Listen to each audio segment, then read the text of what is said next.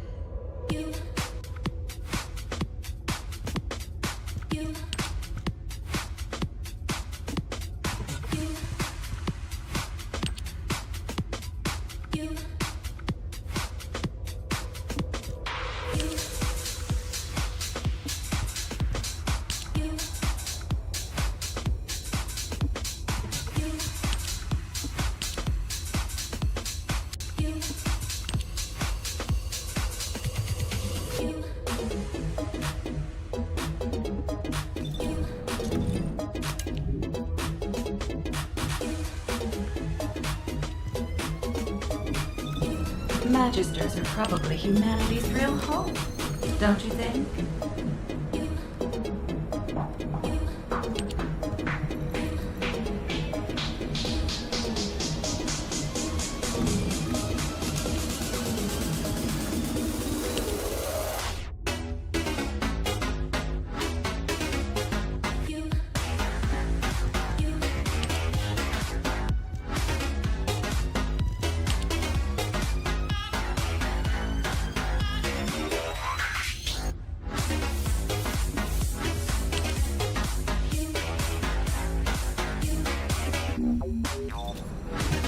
Now what do you want? Go on, I'm waiting.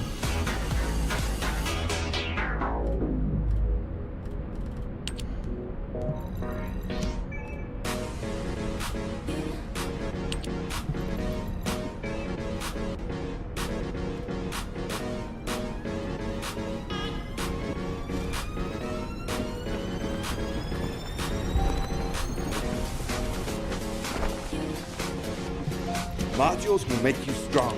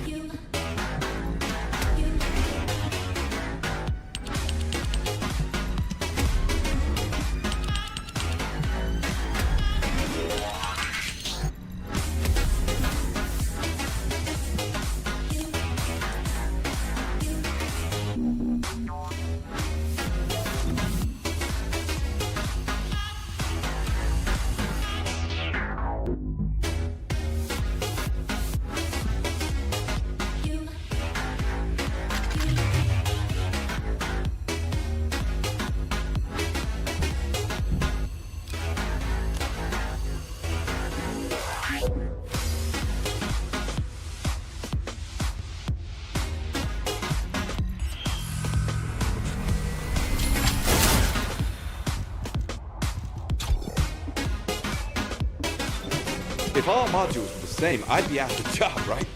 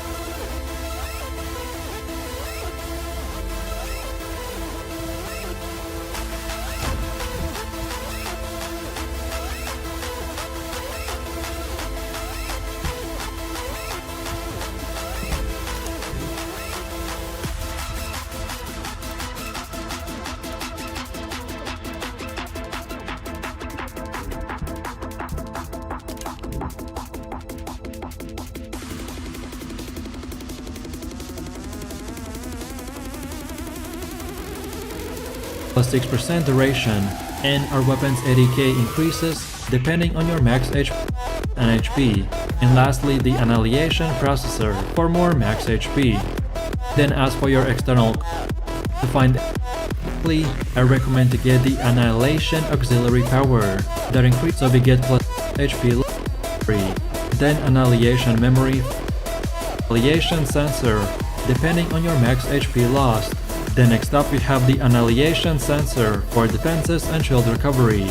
Then Annihilation Memory for increased max shields and HP. Shield recovery lost. Then next up we have the Annihilation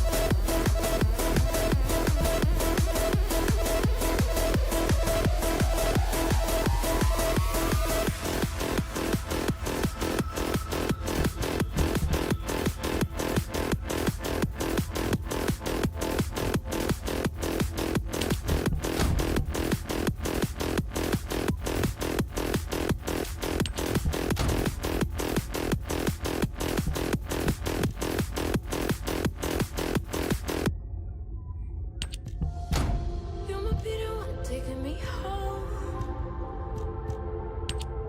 One thing really lead to one. See that you don't whisper, they don't know. Is that true?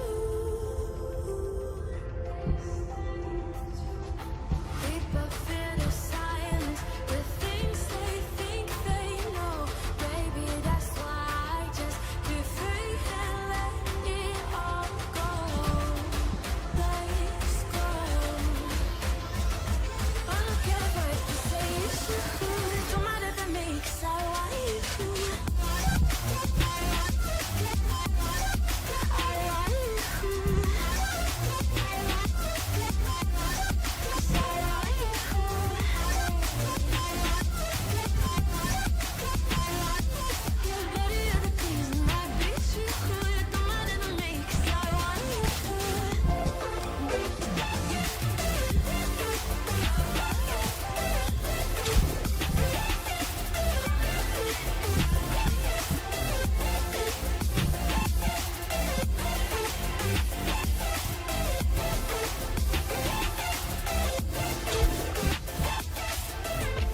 Everybody else got their own view.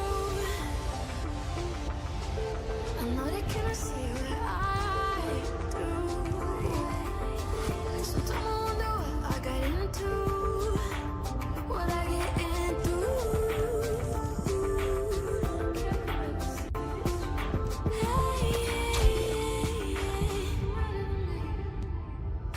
Oh, but then he's smiling, but inhibitions fade. No point in trying.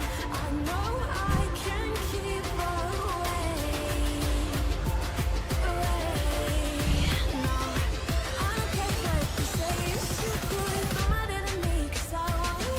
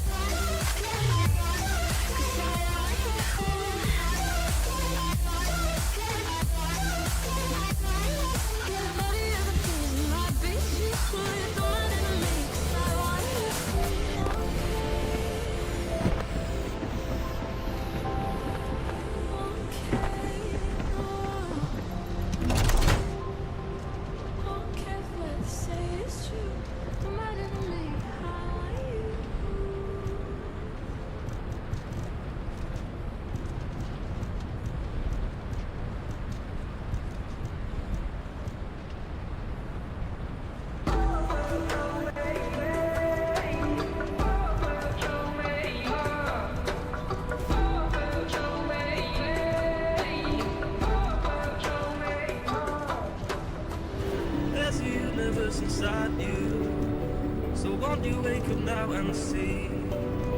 Don't hide away the things you're feeling. Unlock your mind and lose the key. There's a universe inside you.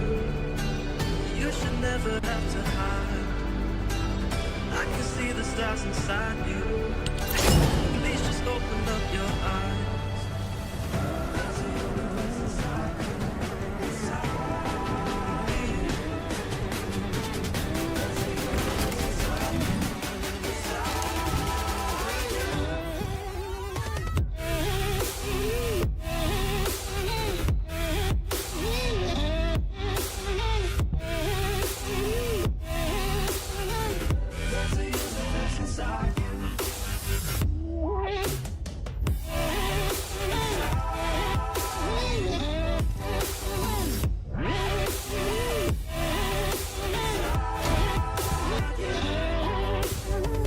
There's a universe inside you, so much more than people know. I've seen you fighting your emotion. I hope you stay and won't let go. There's a universe inside you, so much love to leave behind. Stop the path of devastation. You should live for all the hype.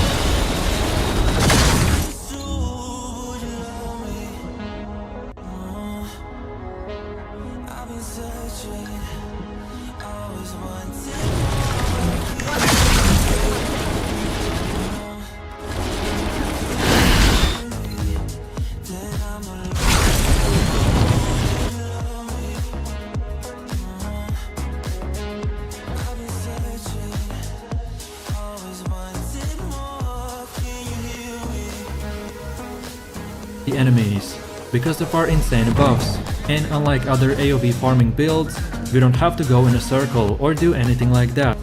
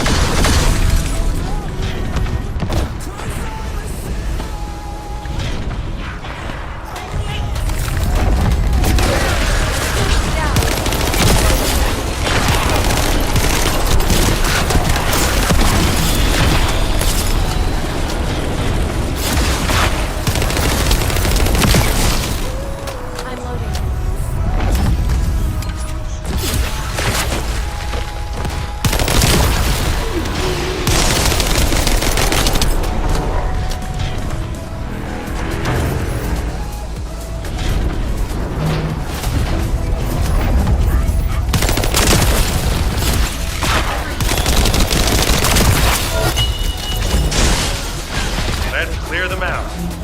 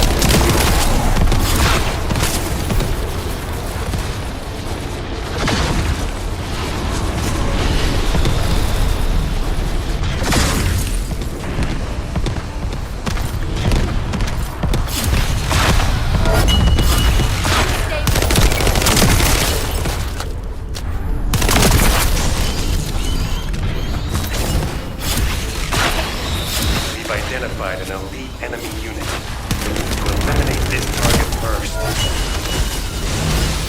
Let's clear them out.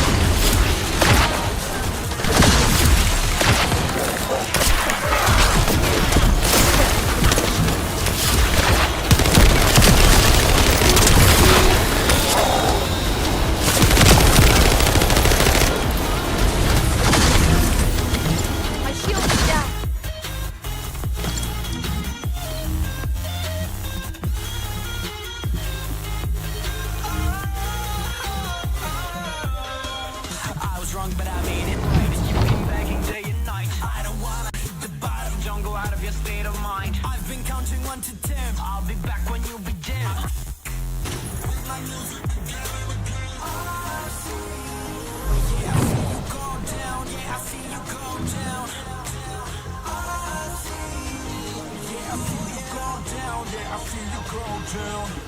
And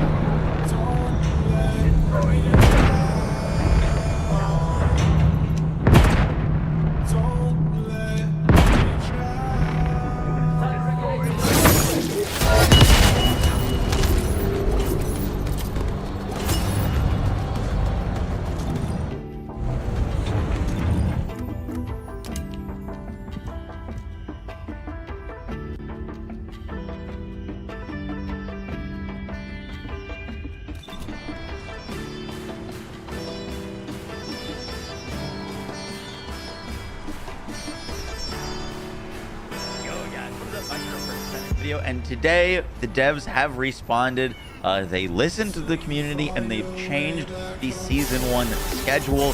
There's a lot to talk about. Hope you guys enjoyed the video. Let's get right into it. So about an hour ago, we got a message from the producer of the game. I'm going to read it out and then we'll go over the new schedule. So to start, first I would like to thank all Descendants for enjoying our game. Recently I've noticed that many of you are concerned about our current update schedule for Season 1, and as a result we've decided to readjust it.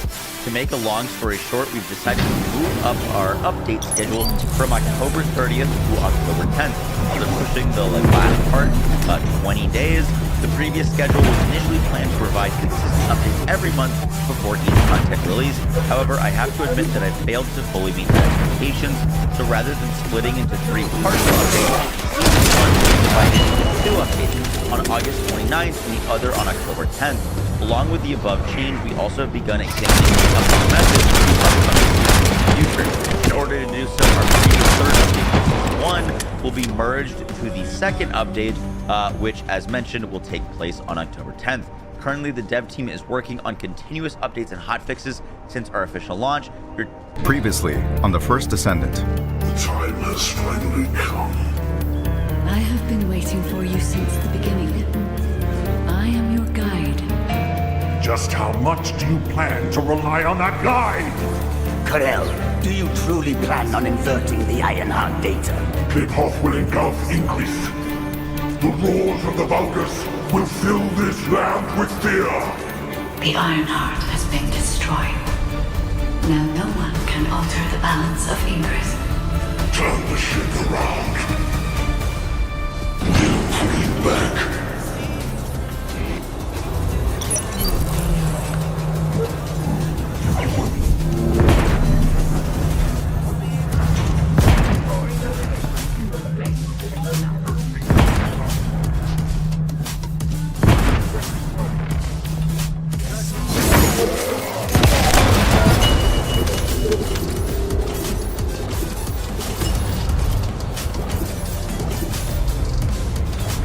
We managed to fend off our enemy's large-scale attack, but the war is far from over. The Colossus still threatens us, and our enemies are plotting new strategies. Can Ingress ever find true peace? Has Karel really given up on the war? After Karel's fleet disappeared, the Vulgus began moving from deep within the dungeon to raid the Ancestors' facilities in Ingress and reclaim the outpost. Detecting this, Ingress immediately dispatched a scout. That scout's name is Haley. Haley, who rose. That scout's name is Haley. Haley, who rose from a supply soldier in the guerrilla unit to a legendary sniper, is now a newcomer in the Descendant Corps. Ruthlessly eliminating enemies with her anti-material sniper rifle, she dominates battles with her ability to drop her body temperature and emit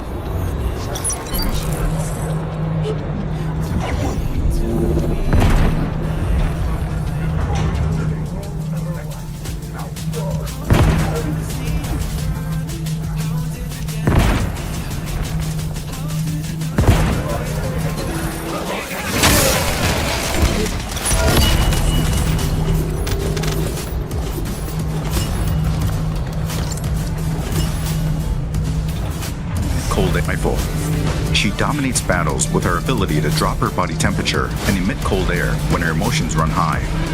When shooting from a distance, her weapon's critical hit multiplier increases, making her an excellent fit for sniper rifles. Critical hit multiplier increases, making her an excellent fit for sniper rifles.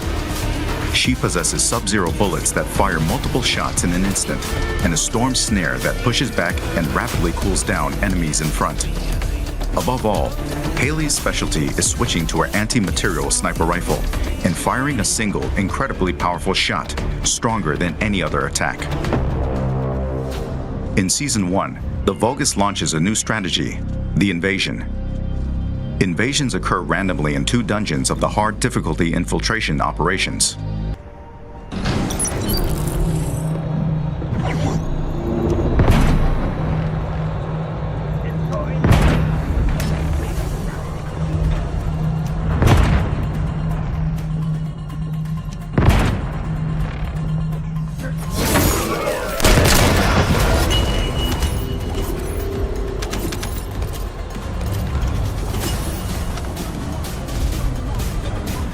Players can choose to enter between the existing operations or the invasions.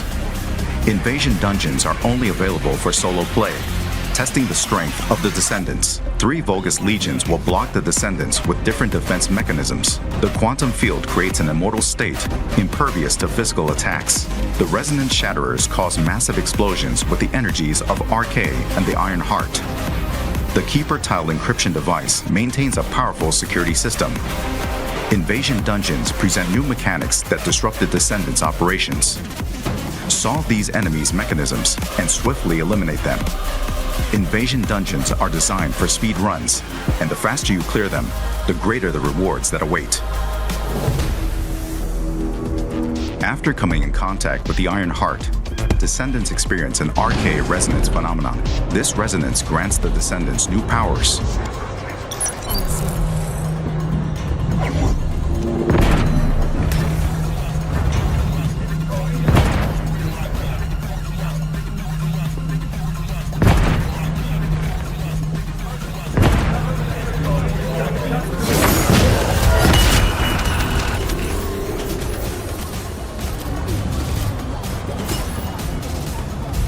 It's the season growth. After coming in contact with the Iron Heart, Descendants experience an RK resonance phenomenon. This resonance grants the Descendants new powers. It's the season growth inversion reinforcement. Inversion reinforcement is a new growth system that resets at the start of each season. It includes 5 types: hunting, attributes, recovery, survival, and seasons. Through the inversion reinforcement, Descendants gain beneficial effects for progressing through seasonal content, and can also obtain effects that compensate for their weakness. Each season, we plan to tailor and replace the inversion reinforcement effects, providing effects that perfectly fit the seasonal content. In addition to a new Descendant, a new Ultimate Descendant will be introduced in Season 1. Ultimate Freyna, who has evolved RK's toxicity into a more powerful weapon, will make her debut.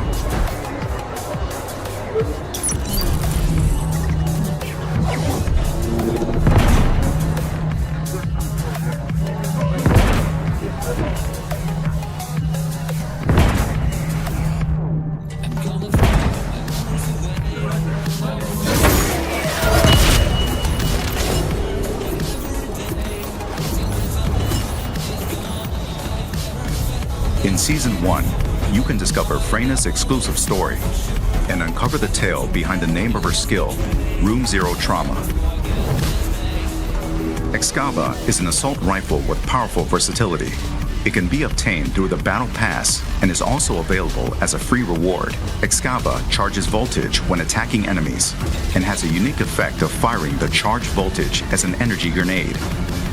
It is a versatile weapon that combines the inherent versatility of an assault rifle with a powerful shot. Frost Watcher is a scout rifle that can be farmed through the Season 1 content.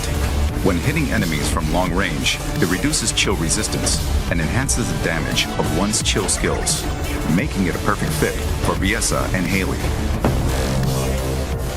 If you've prepared, reduces chill resistance through the Season 1 content, When hitting enemies from long range, it reduces chill resistance and enhances the damage of one's chill skills, making it a perfect fit for Viessa and Haley.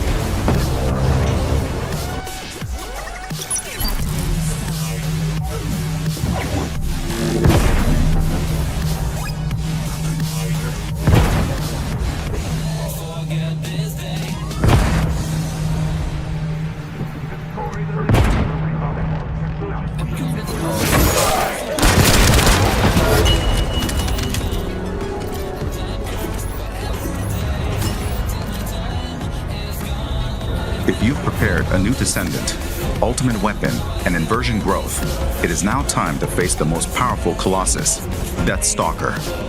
Deathstalker lurks in the darkness of the void, targeting the life of Descendants. It is stronger than any Colossus encountered so far. To protect Albion from the threat of Deathstalker, we must once again venture into the void, unravel the mysteries within the darkness, and intercept Deathstalker. The first Descendants first season begins on August 29th with Haley, a new Descendant, Ultimate Freyna, and the new Ultimate Weapons.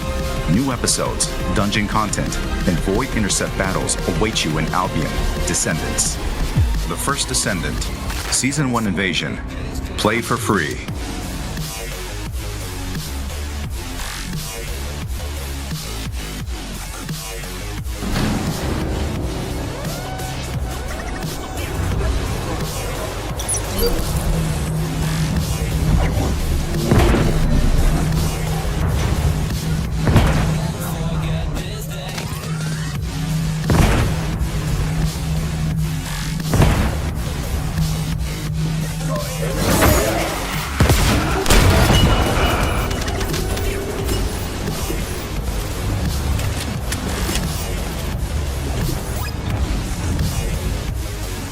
Various measures and methods, such as reorganizing the development process and even actively recruiting additional personnel.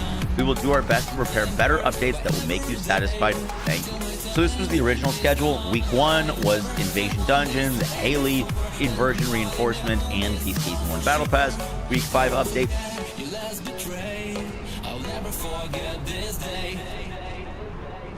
was the new boss and the new chill scout rifle, and then week 10 was the ETO 0 trader, Ultimate Freyna, the new hardest difficulty in the game, the extra hard mode infiltrations, and Haley's modules, as well as Freyna's ultimate modules. What they've done is they've basically condensed week 5 and week 10 and put them into one update and pushed the week 10 update 3 weeks sooner.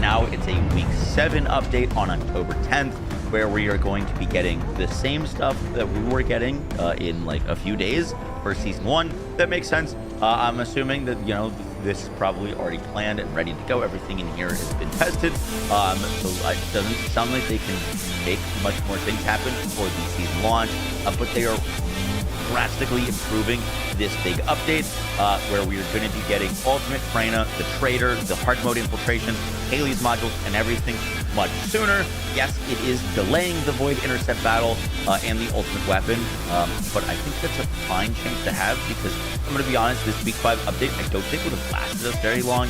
Just basically, you kill the boss a few times, get the weapon, and then you're kind of done.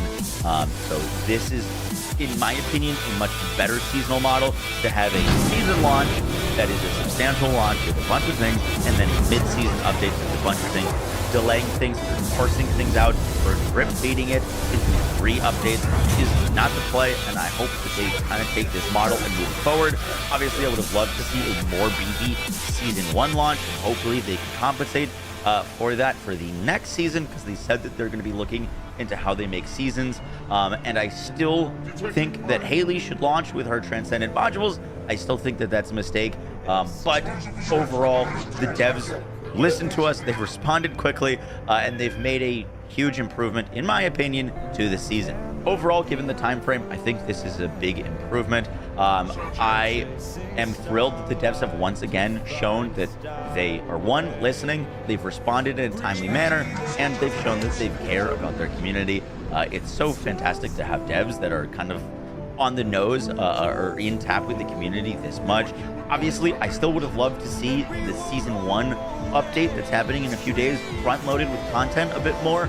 I'm assuming, given the time frame, the content in Week 7, more of it is just not ready for this Week 1 update, and so it does feel a bit like the mid-season update is a beefier update than the Week 1 update, but we're still getting a bunch of things when this season starts, which is great. Moving forward, I definitely would love to see the start of the season front-loaded with content more, and I definitely think anytime a Descendant launches, they should by default launch with their Transcendent modules, but overall, I'm pretty happy with these changes, and I'm stoked that we're getting Ultimate Freyna and the Trader, all these things much earlier than planned. And yeah, guys, that is going to do it for the video. Let me know your thoughts down below. I will catch y'all in the next one, guys. Take care. Nice.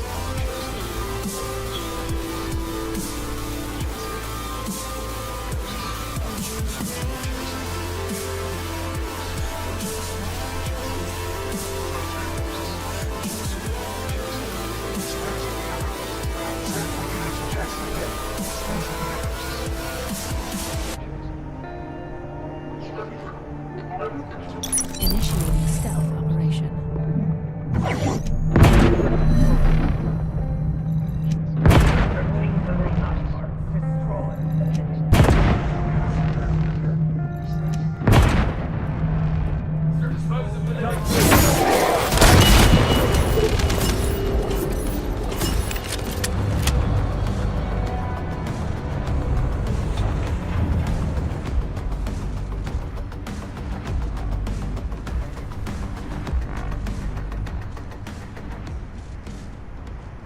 Hey, it's Tribe. With all the craziness and the announcements for Season 1 of The First Descendant, today I wanted to talk about the truth of The First Descendant. Because we're seeing a lot of posts around the declining player rates on Steam, as well as the activity that they've been able to complete in the base game and what's coming in Season 1. I'm seeing a lot of people saying that they're quitting the game for good, they're uninstalling, they're never coming back, they don't like the way that Season 1 is playing out, or they just don't like the grind. So it's that time in the life cycle of the game. I have to have this talk all the time when it comes to new games, but it has officially exited its honeymoon phase, and when the game is new and everything's still to be grinded and you're still working on some new build or some new drop that you really want for your character, and you're getting towards the end of that. There are people that have been just really hardcore playing the game, hundreds and hundreds of hours, getting everything that they need, and they feel like they're reaching a summit on that sort of activity. And the two main topics that I want to talk about, especially when it comes to this game and new games being released,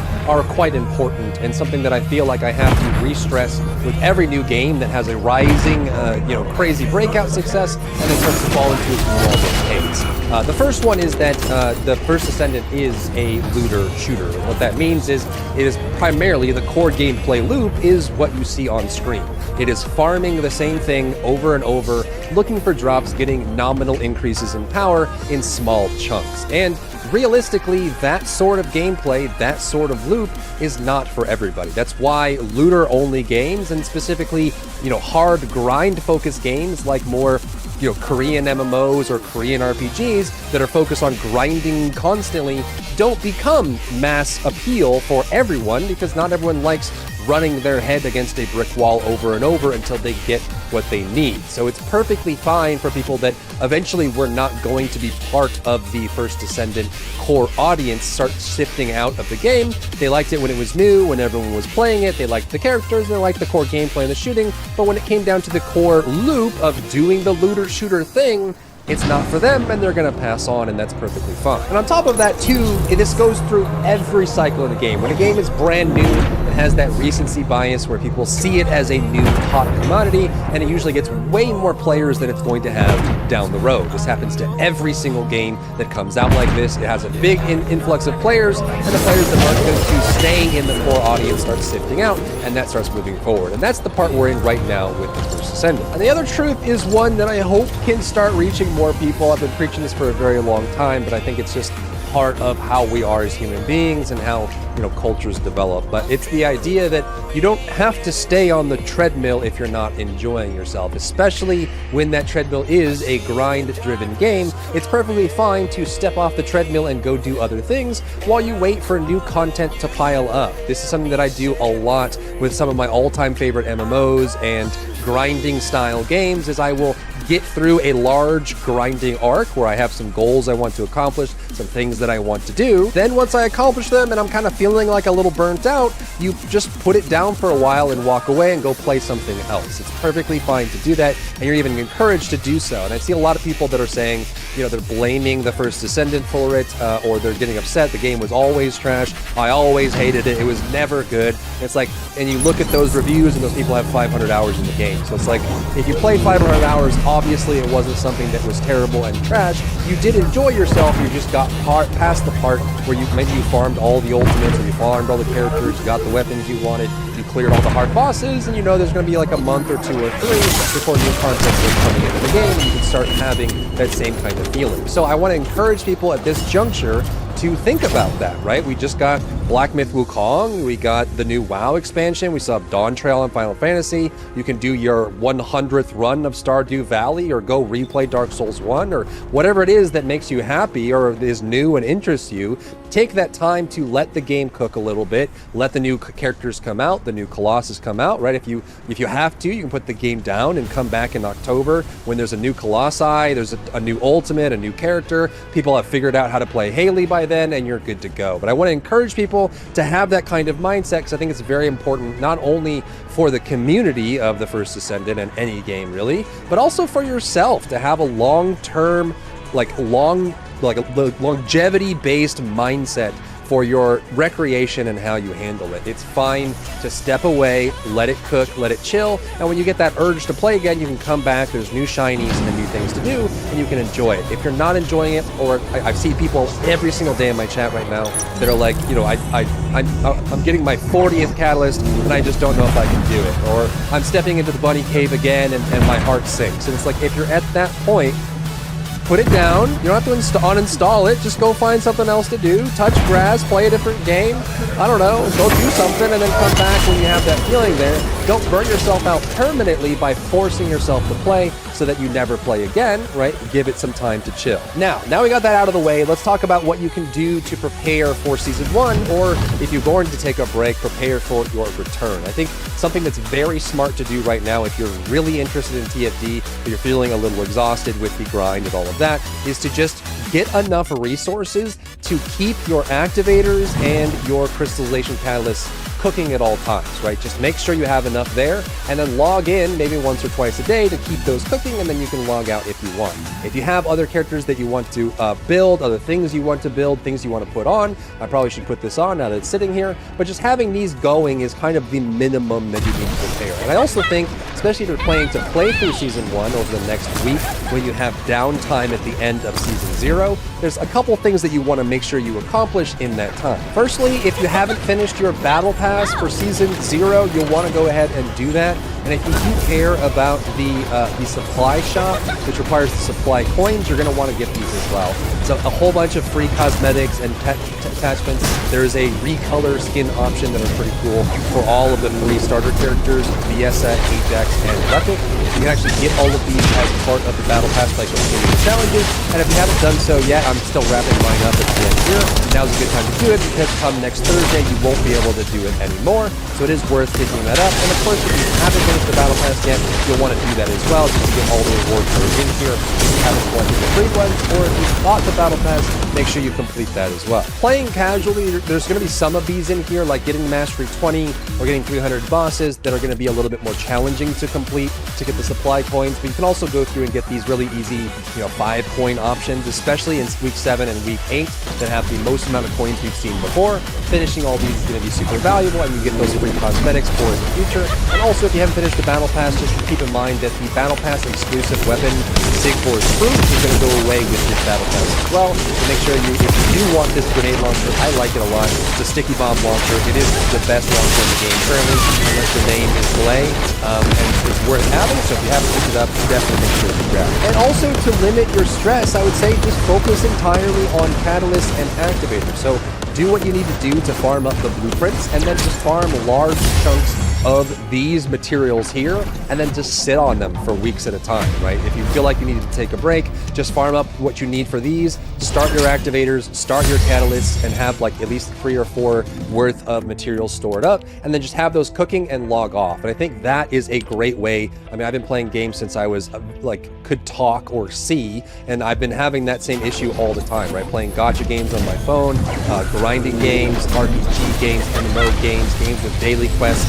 weekly quests, login quests, and I've gone through the same cycle where I get burned out and I don't want to log in anymore, but I still want the value of what I want over time, and you have to go into this low power saving mode where you just get the most valuable things.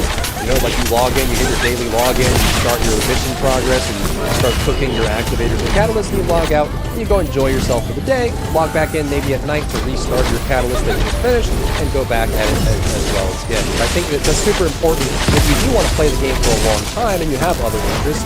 Make sure that those two things are cooking, and you'll come back to a lot of catalysts, a lot of activators, things that you can use for your account that make your account better without having to burn yourself out. Next, there is a change coming to Void Fragments and Void Fusion Reactors with the launch of Season 1 later this week. And what they're going to do is, as you can see on screen here, there are 2 different types of Void Shards that come from Void Fragments.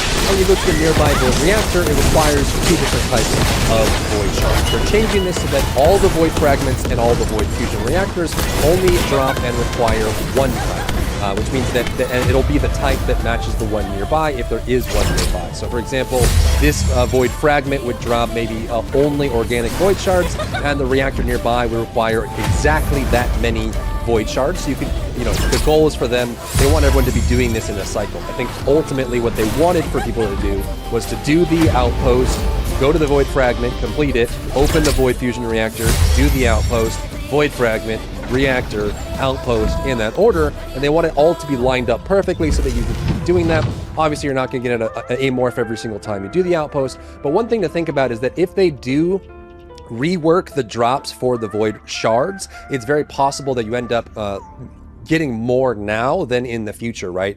It could be the other way around as well, but it might be worth just farming up some extra shards and not spending them until Season 1 launches in case that they do drop that down, right? Because, you know, right now these require like 40 organic and 5 inorganic. It's 45 total for the Void Fusion Reactor, and these drop on average 22 to 23 total. But if they end up dropping that economy down to the Void Fragments drop 15 and the reactor requires 15, then, you know, spending these at 45 is going to be a big burn on your Void Shards, you know, before the Season 1 launches. And of course, you would be getting more Void Shards overall in that, you know, scenario in this case. So it could be a good time to just farm up Void Shards of all 4 kinds, get the materials you need for activators and catalysts, prep that work for Season 1, and then just take a chill pill and have your Mai Tai and hang out while you're waiting for Season 1 to launch.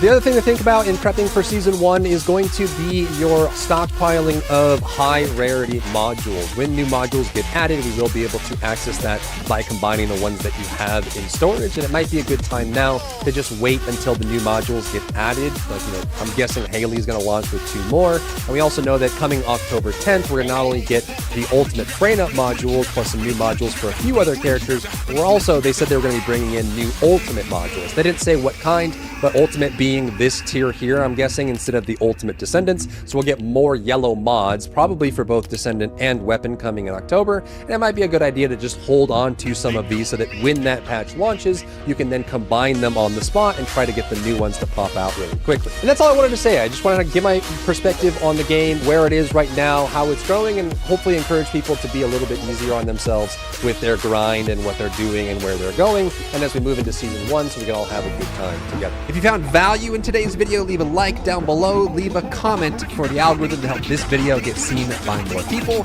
and don't forget to check out my other channels for other content and other stuff and other things.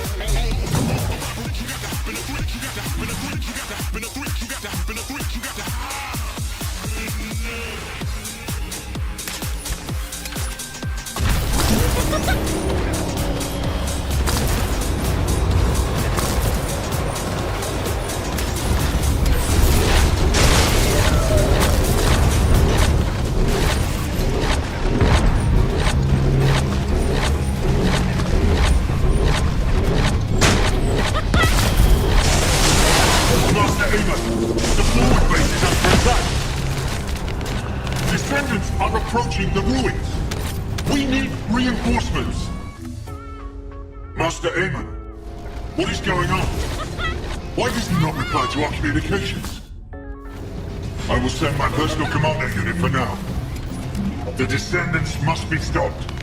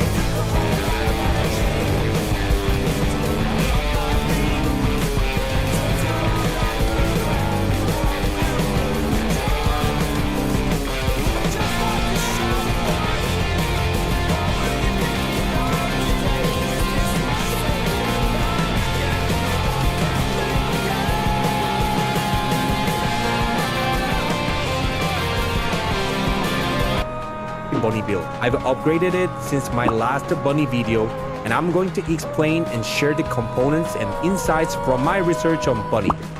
I used the 12 catalyst, which means I've done extensive testing on this bunny build, leading to my current setup. I also tried 4 critical modules build on bunny. The crit build is very strong, but it felt heavy and slow, so I switched to this build, and I'm quite satisfied so far. I should also mention that I don't use the bunny for void intercept battles, as I rely on Enzo, Labyrinth Play, and Valby for those. Though, this build doesn't consider void intercept, it's focused on volume. While it's not as fast as the crit build in void intercept, I did compare and perform time attacks with a similar spec crit bunny. This build outperforms the crit build in infiltration operations, mobbing and farming because of the infinite speed of light. It's just slower than the crit build in void intercept.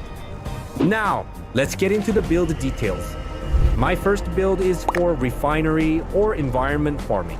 It used to be called refinery, but the name was changed to environment contamination zone. This mission is one of the top tier ways to earn Keeper, Code Analyzer, XP, and gold. It even has more potential for gold earnings than the Valby rod. For a comparison of gold differences, check out this video. You might be wondering about these 2 slots. The reason I didn't match them is that I wanted to try different builds. The key modules are Skill Expansion, MP Collector, and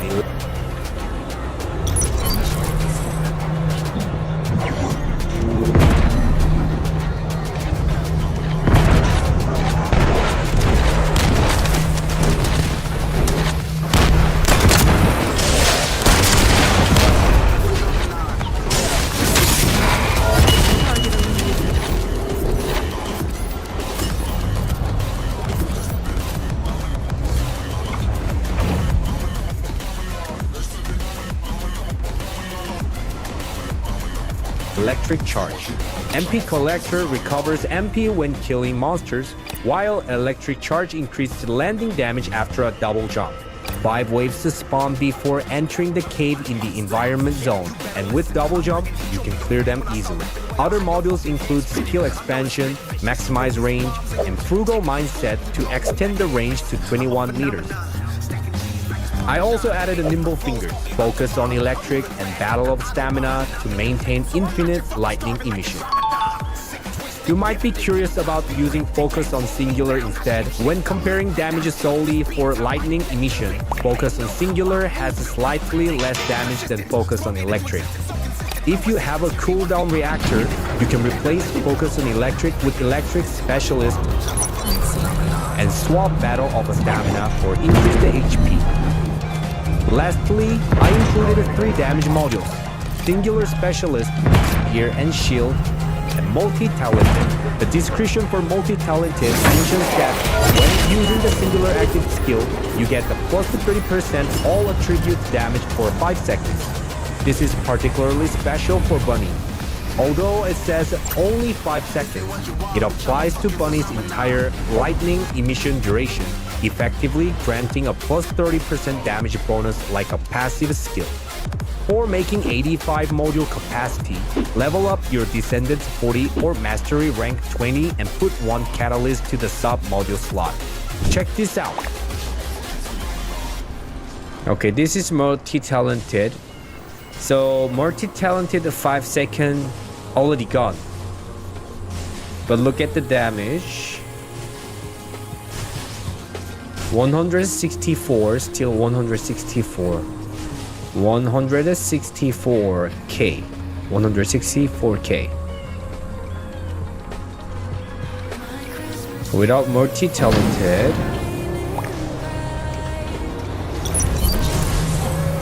143k. 143k. 143k.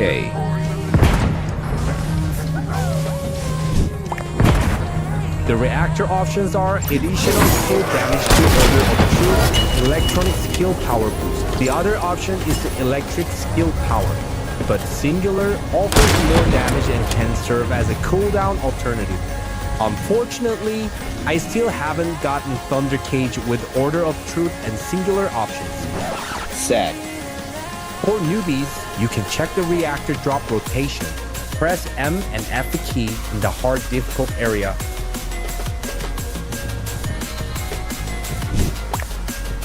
Use the Slayer for set. Focus on all the drop rate options.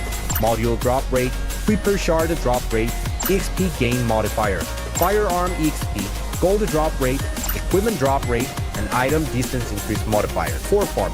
However, you'll need one requirement, the max MP option in your sensor. Without it, you'll run out of mana sometimes. For where to farm components, press M and Q to check the information. Check out the gameplay now.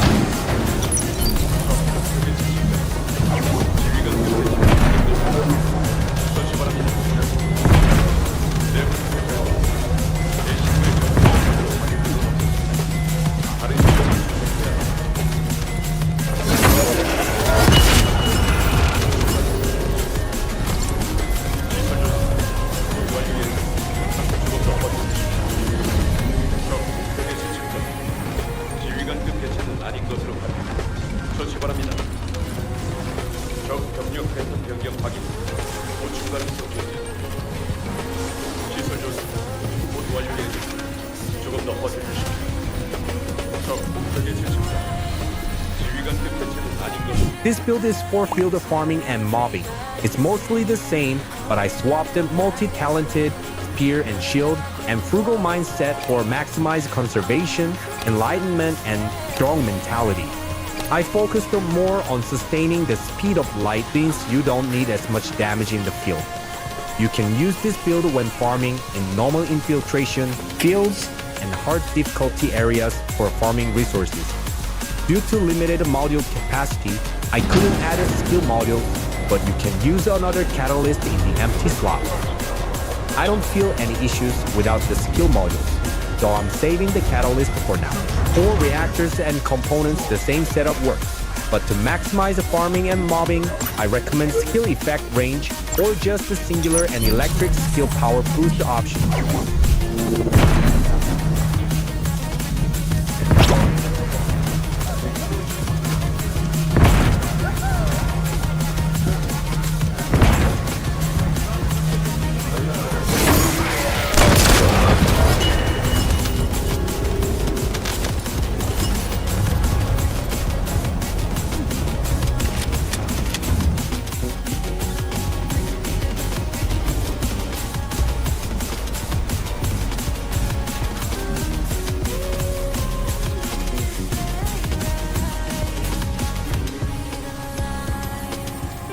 You can use the Slayer 4 set with the MP options or the Supernova set with MP options because the Slayer 4 set has a skill cost debuff. MP recovery out of combat is a good option for exploring maps. MP recovery modifier works well for improved MP regen with blue mana cubes and the MP collector module. However, since my build doesn't include a defense module, I'd recommend using the defense option in memory. Going to use a just a field build to farm normal consumable resources. I just changed it to this one because I need a consumable drop rate increase modifier.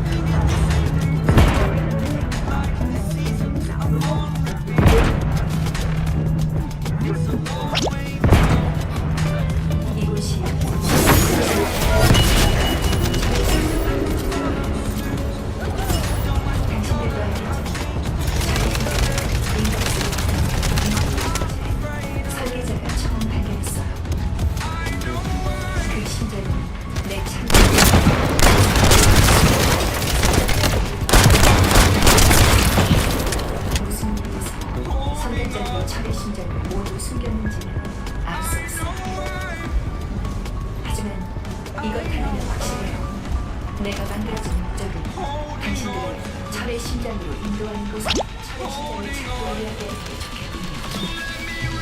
철의 심장 미세히 부족합니다.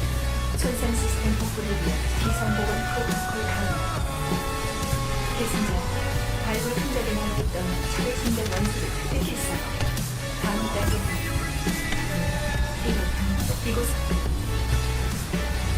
You don't need the cooldown modules when using high voltage, so take off nimble fingers, focus on electric and replace them with the electric specialist and multi-talented. Plus, add another HP module from enlightenment.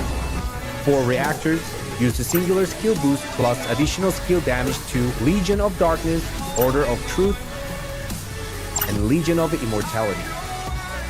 These options maximize the skill damage in infiltration, but you may need to switch your reactors depending on the mission. If you prefer simplicity, you can use the singular and electric skill power boost options. Pick with a Slayer 4 set for components. Use the same as the field farming build, but tweak it for durability and MP sustainability, max HP and fire resistance, or MP recovery out of combat, max MP and chill resistance, or MP recovery in combat, defense and electric resistance, or MP recovery modifier, max shield and toxic resistance, or shield recovery modifier. I'm going to run the shelter mission, which is great for farming catalyst blueprints.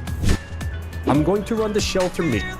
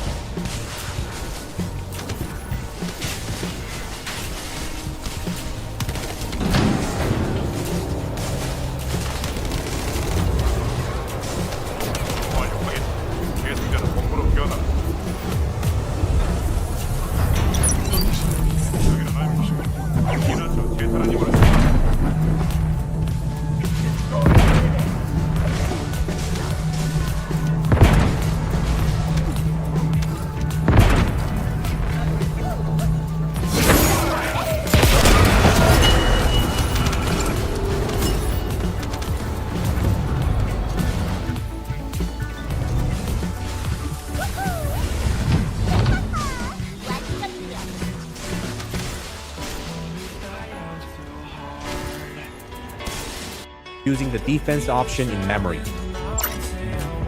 Going to use a just to field build and replace them with the electric.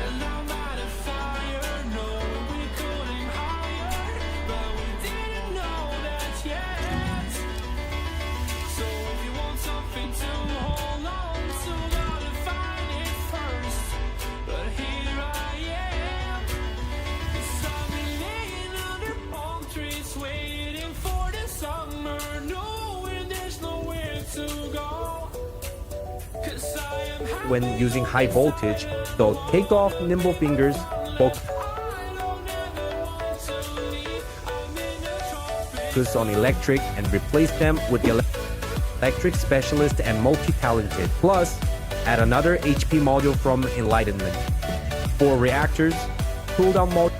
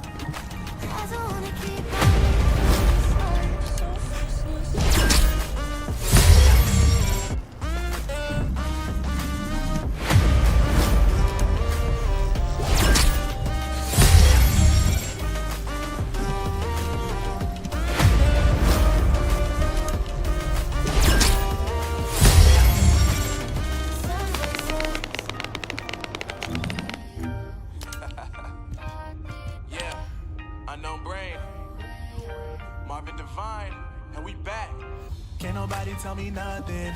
Made it through the rain, I turned nothing into something. No more dealing with their assumptions, cause I do what I gotta do and I know, can't nobody do it like me. All they do is judge me for who I might be. Maybe if they took some time to pick my mind to see that I'm cooler than lemons tonight.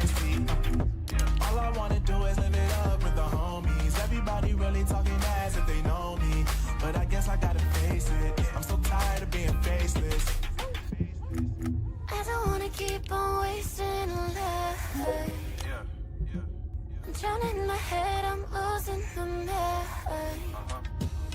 And if you could know, yeah, if I could show you, I don't wanna keep on living this life so faceless.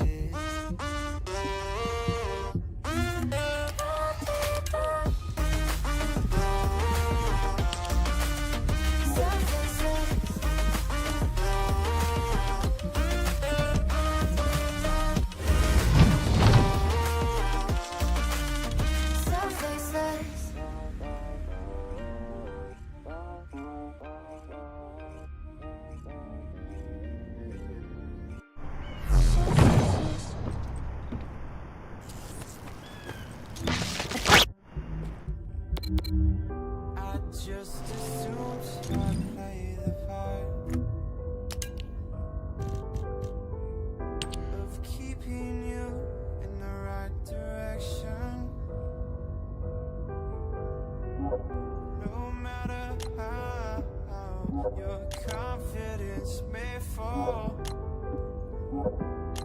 I'll be here as your foundation. And I say, hey, yo, just let it go.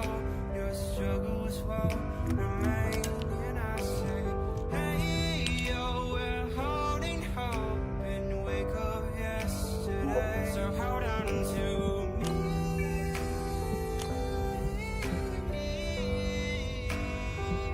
Hold on to me.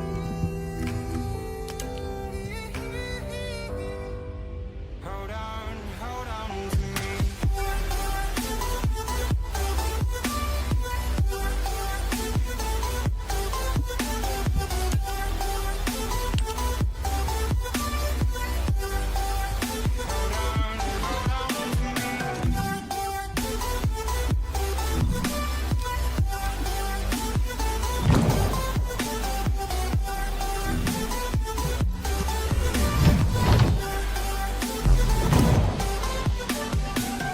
Please don't wait here until your faith is shaken.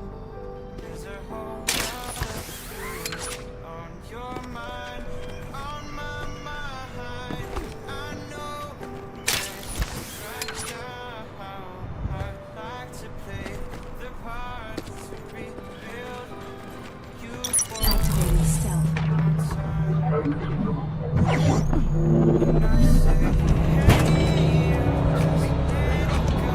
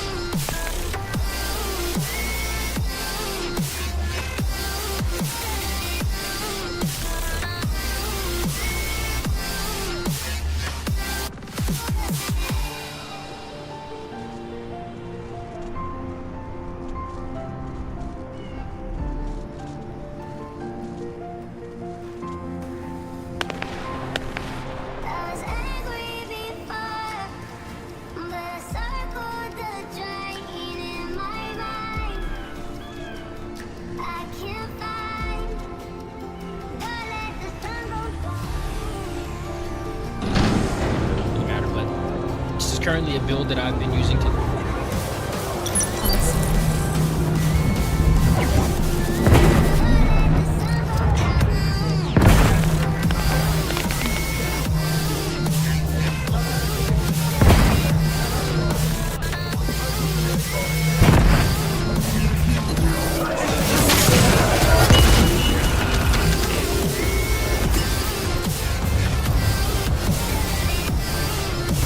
test this out and mess around with it. As you can see, we have just enough MP. It's going to cost us 80, so our goal is basically exactly how.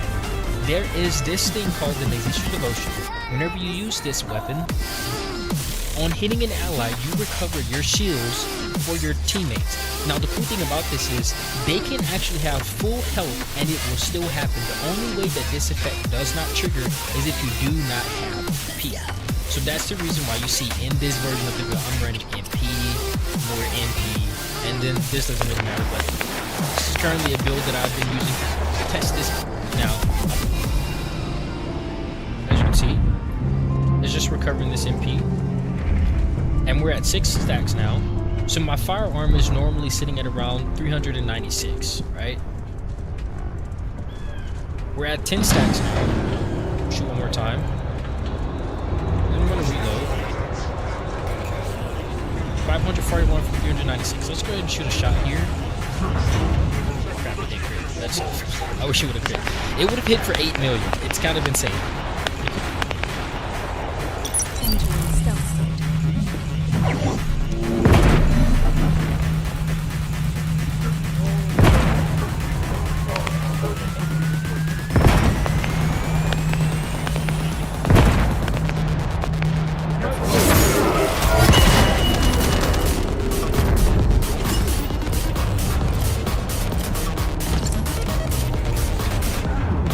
Thing about this is that anyone can do this.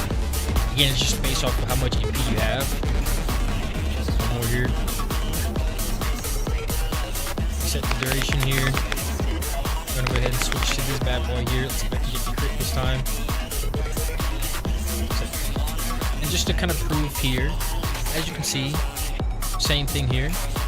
We had 396. So we went from 396 firearm attack all the way to 500, whatever the number was.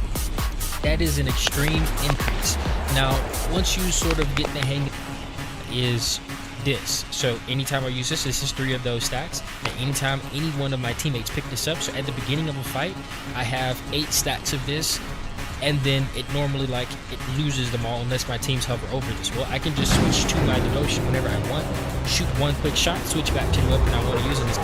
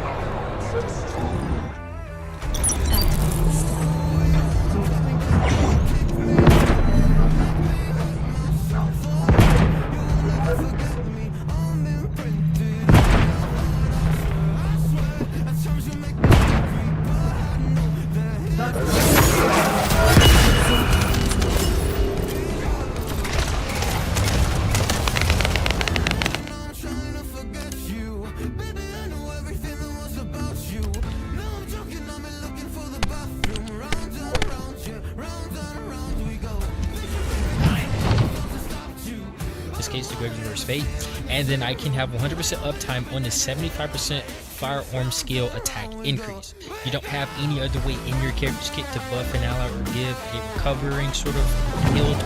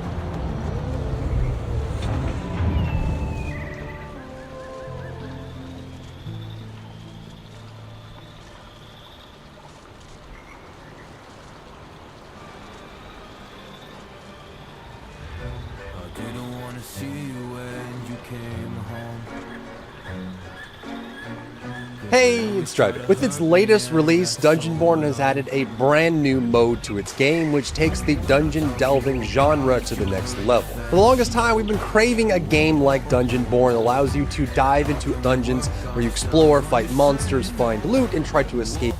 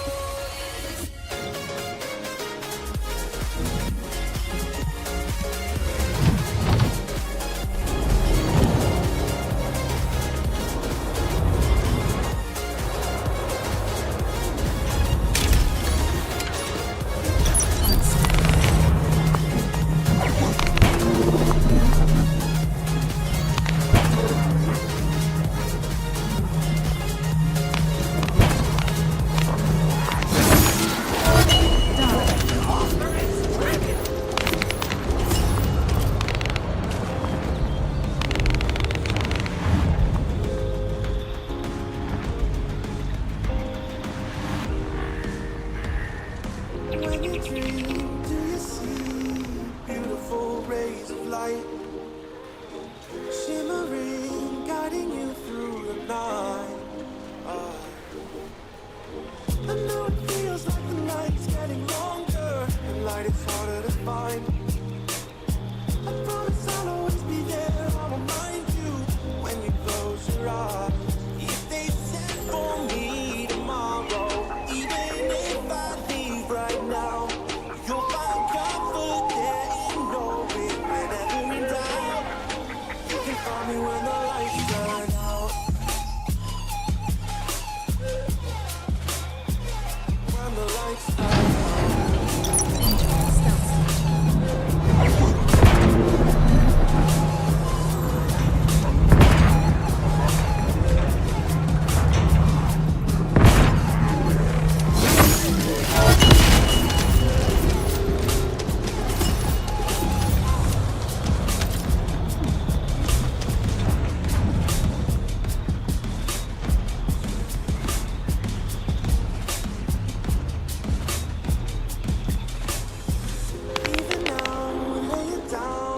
Hundreds of miles away, I can see you and me like it was yesterday. I know it's not the same, but I'm still behind you every step of the way. Look at yourself and I'll be there, I can guide you. All the Lord is the same. If they send for me tomorrow, even if I leave right now, you'll find comfort there in knowing whenever in doubt, you can find me when the lights turn out. What's going on YouTube? Today, we are going to talk about the Enduring Legacy. Now, before we get to the boss fight footage, I'll be showing you the module build and some tips and tricks to make your life easier when using this gun. Let's start with the gun modules. We will be using rifling reinforcement, action reaction, better insight, better concentration, and concentration priority. If you are just starting out with this gun, I recommend getting these modules first. Next up, sharp precision shot and fire rate up. Having these modules will give you insane fire rate and additional firearm attack resulting to this.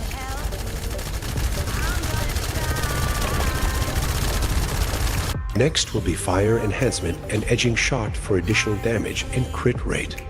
But why commit to fire enhancement? It's because of the Enduring Legacy's unique ability, craftsmanship.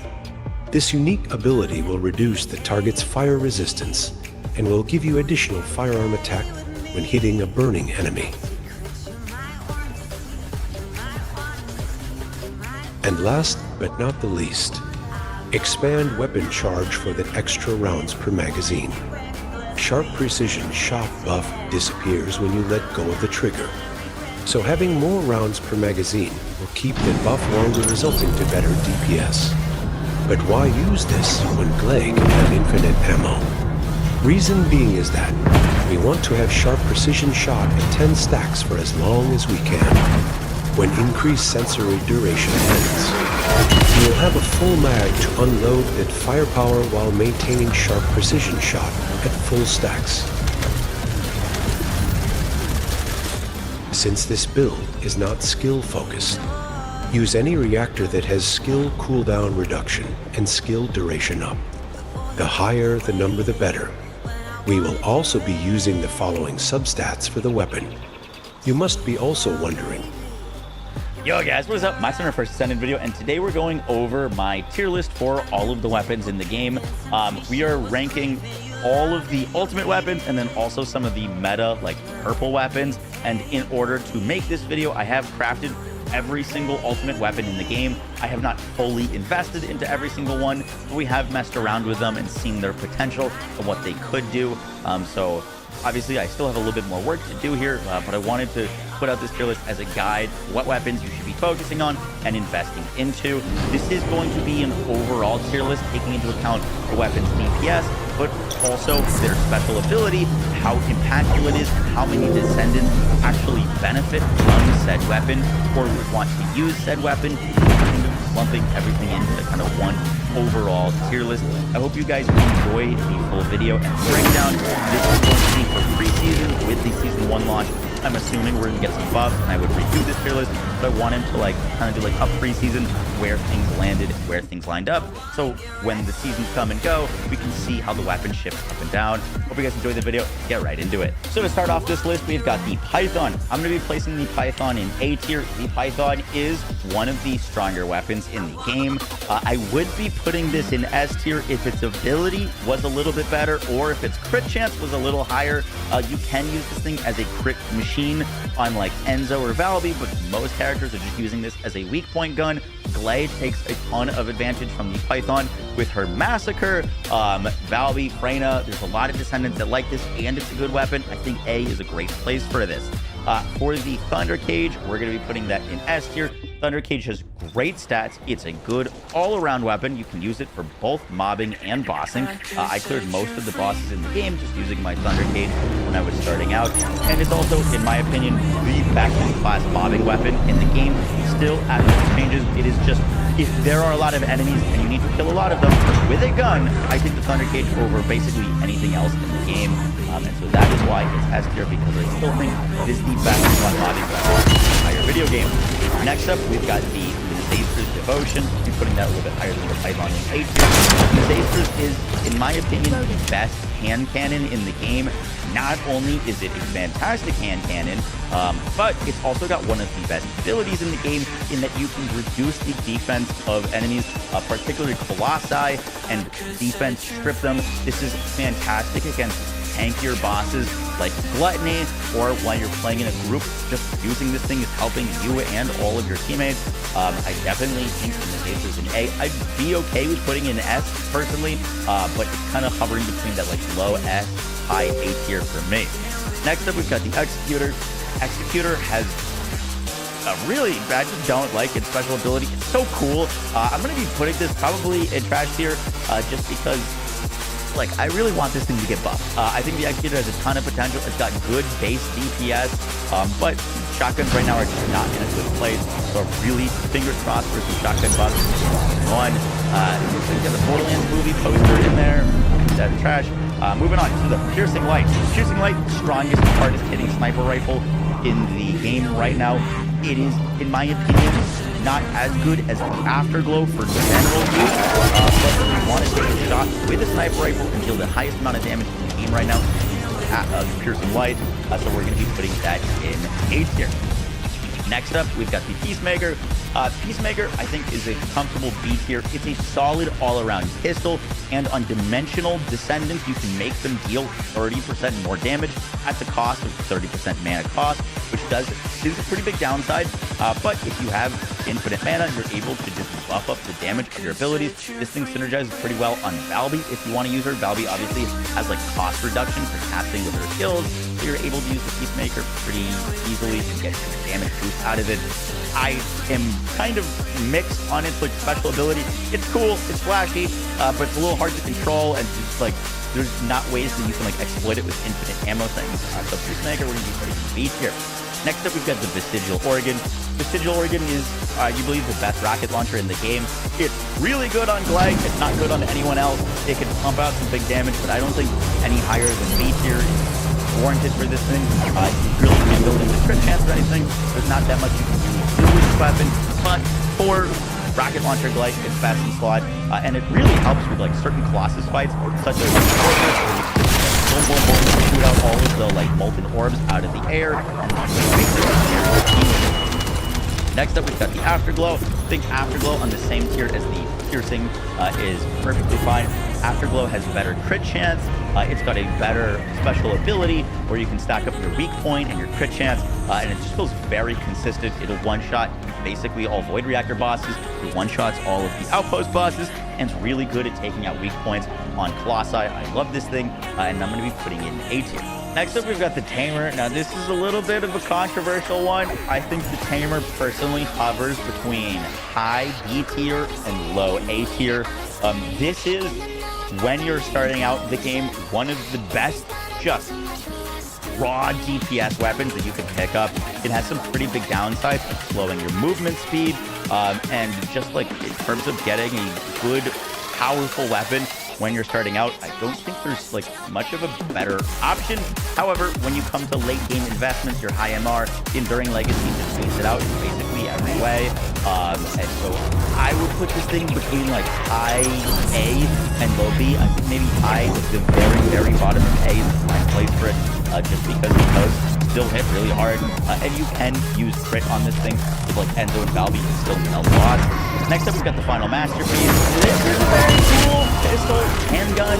I don't think handguns have a great place in the meta of the game right now. They can do decent things, but their mag size is so low, the randomness of the buffs on it. It's a cool weapon. I do think it needs some buffs, so I'm going to be putting it in C tier. Next up, we've got the Enduring Legacy. I think the Enduring Legacy is the most consistent, highest damage, boss-killing weapon in the entire game right now. You can use it for mobbing because its penalties aren't super low on movement speed. However, its best case use scenario is just melting things in front of you. This thing does absurd DPS on bosses. It doesn't have randomness like the Greg's Reverse Faith does right now, and you can just melt things. It also has great synergies with fire. Fire is one of the types of Descendants that we have the most of. We've got Essimo, we've got Blair, we've got Lepic. We've got so many fire Descendants, and so this is just a good weapon on all of them, and then also non-fire Descendants. Enzo and Valby love this thing. It's just really, really good. Next up, we've got the Restored Relic. I think this is trash here. Rocket Launcher, not in a great place for ammo economy, and if you're not using it on Rocket Launcher Glitch, not really a great use case scenario for this thing. We're just putting some trash here. Next up, Smithereens. Smithereens, I prefer to the Executor because it's got a cool ability, but I also just think this thing needs to be buffed. I would be fine, personally, with putting both of these shotguns in C tier, but I'm going to put them in trash tier because, one, they're not very good, and two, they really need some love. I would just really fingers crossed for some shotgun meta and shotgun builds. I really want to use like a shotgun Sharon setup, and the Smithereens is really, like, the thing that's so puzzling about it is you've got this like ability to get 100% crit chance, and you can full build into crit damage, but its base crit damage is 10% increased crit. So like, even if you are getting all of your crits to hit, you're not getting much out of those crits. And it's very frustrating how the way that these weapons were designed. So hopefully we get some buffs there. Next up, we've got the Secret Garden. Now, I think the Secret Garden is hovering between S tier and high A. I think putting in an S is fine right now. It is one of the highest, if not the highest crit chance weapon in the game.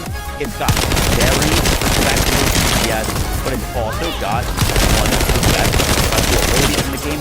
If this was just off of DPS, I'm putting in an A tier, but I do think the special ability pushes it up to the S, just because, one, it's incredible on Ajax, it's good on Kyle. You can use it on Viessa to buff up her damage. You can use it on Freyna to buff up her damage. If Haley's going to be attack descended, you're going to want it on her. It's just a good weapon that also has one of the best buffs in the game, giving you both firearm damage and skill power, and a lot of it. So we're going to be putting it in S. Next up, we got the Eternal Willpower. I think the Eternal Willpower is definitely an A tier weapon. I don't think I can put any purple weapons in S tier.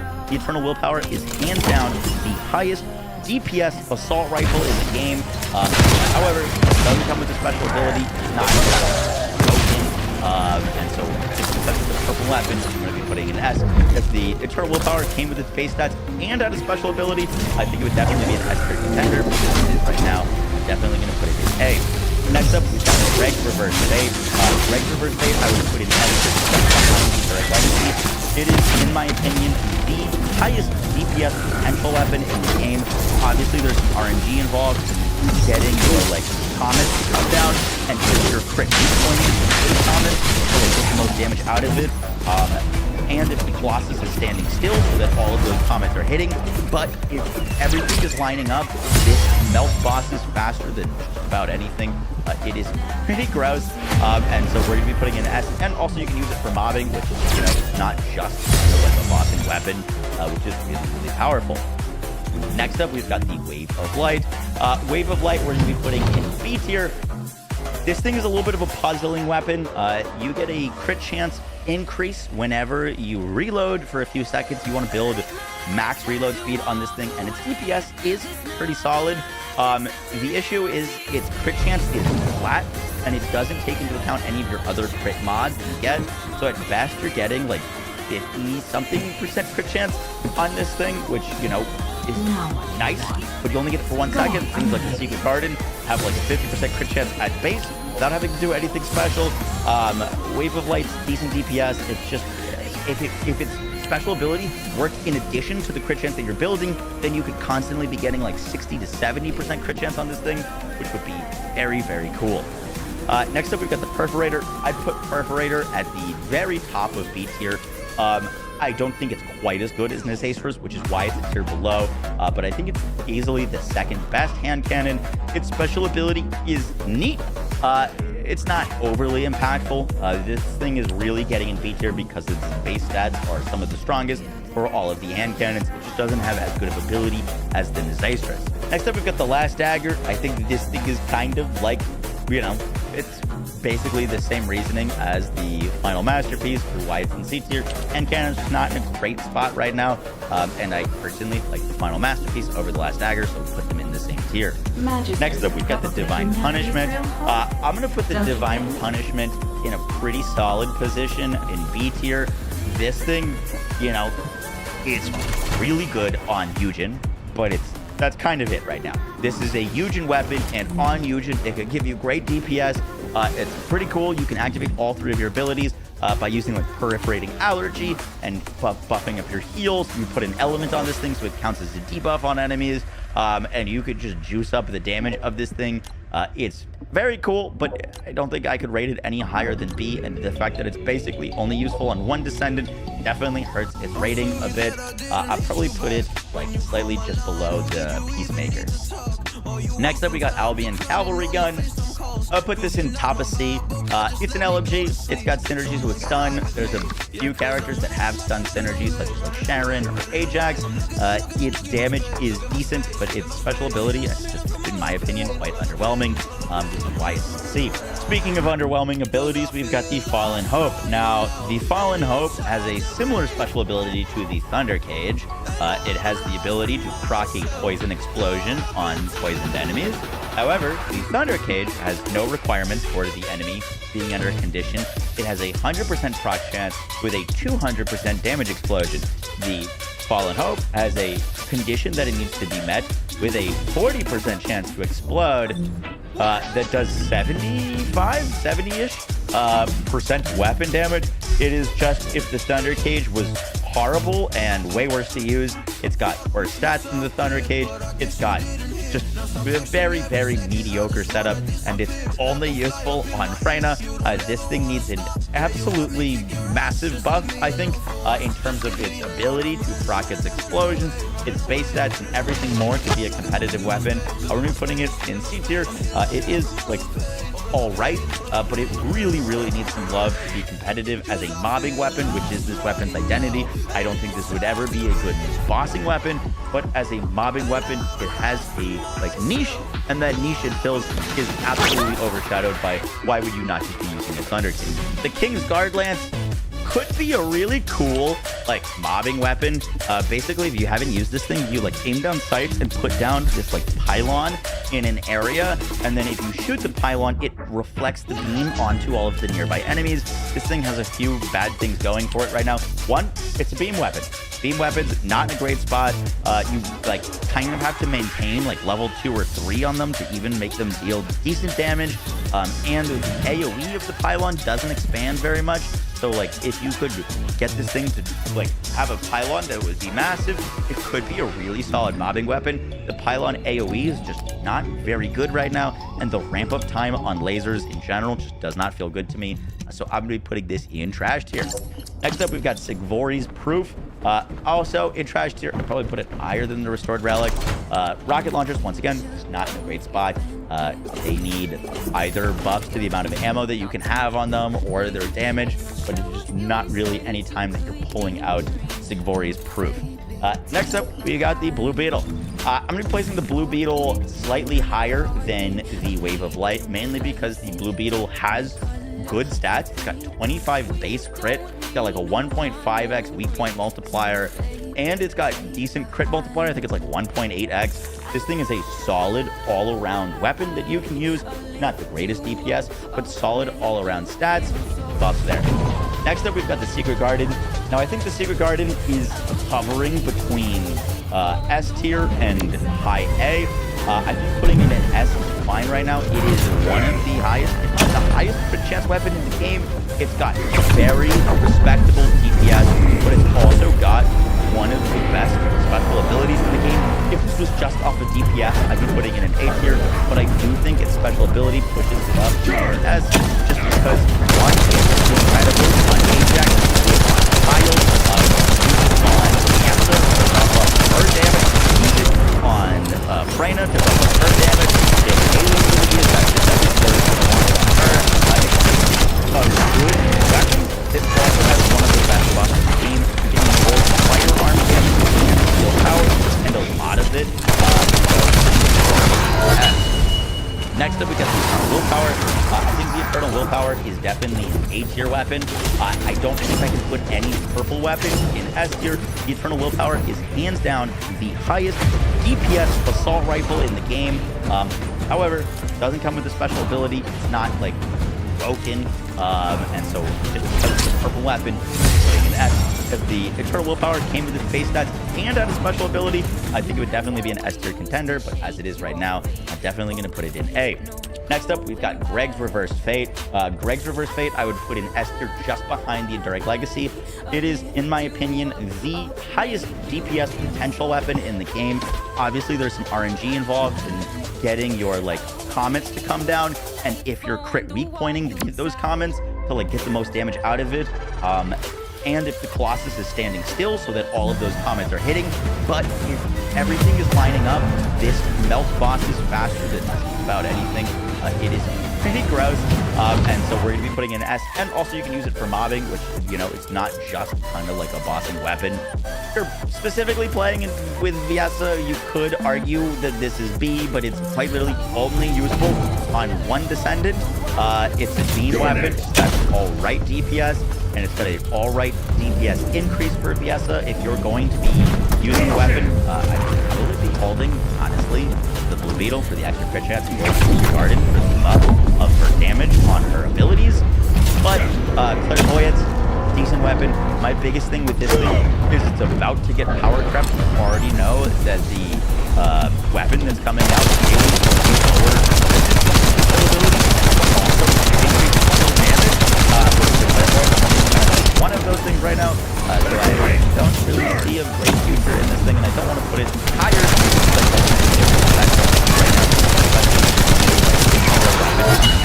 out that could very much make this weapon relevant.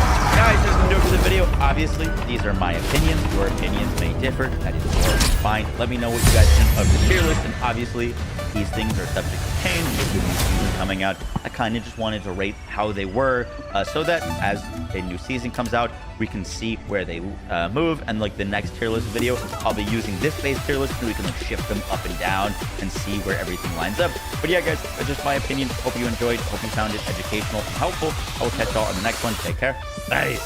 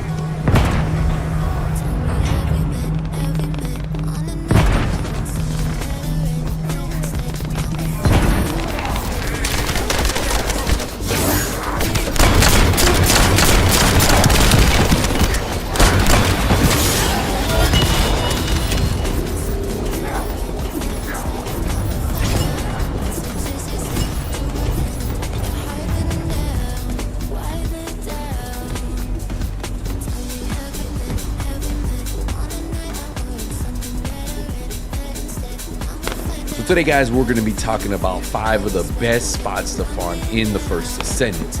Now, I will stay away from any type of farm that requires you to abort missions to level up, but I will be showing you guys some of the best spots to get gold, Kuiper, and even level your Descendant from 1 to 40 or level your weapons from 1 to 40. So hopefully this video helps you guys out. I know over on Twitch, a lot of you guys have been asking me, hey, which is the best for this, and hopefully this is an updated video for you guys. And before we start the video, if you guys could do me a favor and hit that like button, I would truly appreciate it. So let's talk about it. The first place you guys want to go to is Echo Swamp. It's the abandoned zone, and then you want to go to environmental contamination zone. You can actually see there's actually 3 bunnies in this area already, because this is probably the #1 gold farm. Also, it's up there with Kuiper farming, and you can also at the same time level up weapons. Now, honestly, the most effective way to run this farm is with bunnies, because they can pretty much hit large amount of areas with the electricity, cutting down the completion time to around 20 seconds, 22 seconds if you have a fast team. Now, can you do this with other Descendants? Yes, but again, what I typically like doing is I like swapping to my bunny when I come to this area. I'll put on maybe a weapon that I need to level up. Your second and third weapon, you can put other weapons you need to level up. They won't level as fast as the one that you have in your hand. But again, that will allow you to level those guns up as you guys go, especially if you're trying to level your mastery rank. But this is actually a really good one. Takes you about 20 to 30 seconds if you have a good team. Like I said, 20 seconds, 22 seconds, and you'll get about 40 to 50,000 in gold. So think about it. If you're hitting about 25 seconds, that's about 100,000 on average. You're getting every minute, and then you're also getting Kuiper, as you see there. Plus, you get a bunch of modules that you can dismantle for more Kuiper, and again, you're leveling up your weapons at the same time. So if you're a bunny main or you have a bunny, this is probably going to be one of the best spots for you to farm gold, and then at the same time get Kuiper and level your weapons, right? So what we're gonna do is we're gonna get to another spot. I think you Valby mains will like this one. So we're gonna head over to Agna Desert, and then you want to go to Vermilion Waste. You're gonna come to this outpost where I'm currently sitting right now. And then we're just gonna go south of it right here. You'll see it, Vermilion Waste Focus Strategic Outpost. And that's the one you guys wanna do. So you go to this transporter, you come over here, and it's right here. Now, what I will tell you guys, the fastest way to get the enemies to spawn is destroying these right away. So destroy all 4 power units. Now, another tip you guys are gonna wanna do, remove anything that gives you skill range on your Valby for this one particular. The reason why is because if your water puddle is too wide, what it's going to do, it will kill the boss. And the boss is kind of easy to kill here. So you want to make sure that your trail hugs the outside of the circle, and you literally just run this around over and over. I use this one, and I also use the other Valby farming method, and I'll show you guys that one in a second. But this one has been one that I've came to. You could do this on private, on public. Typically, if you don't want to have to worry about somebody coming in and killing the boss, do this on private, obviously. But again, you see how I'm just hugging the outside. That's all you want to do, because if you don't, what's going to happen is you can end up killing the boss because he just has one phase. And that is the one thing you have to worry about when doing this one. And if you end up killing him like I ended up doing right here, you'll notice that it ends it a little bit early, right? So I did get a pretty good chunk of gold, so this is still really good. A lot of weapons, a lot of things. A minute 49, and we got 153,000 gold.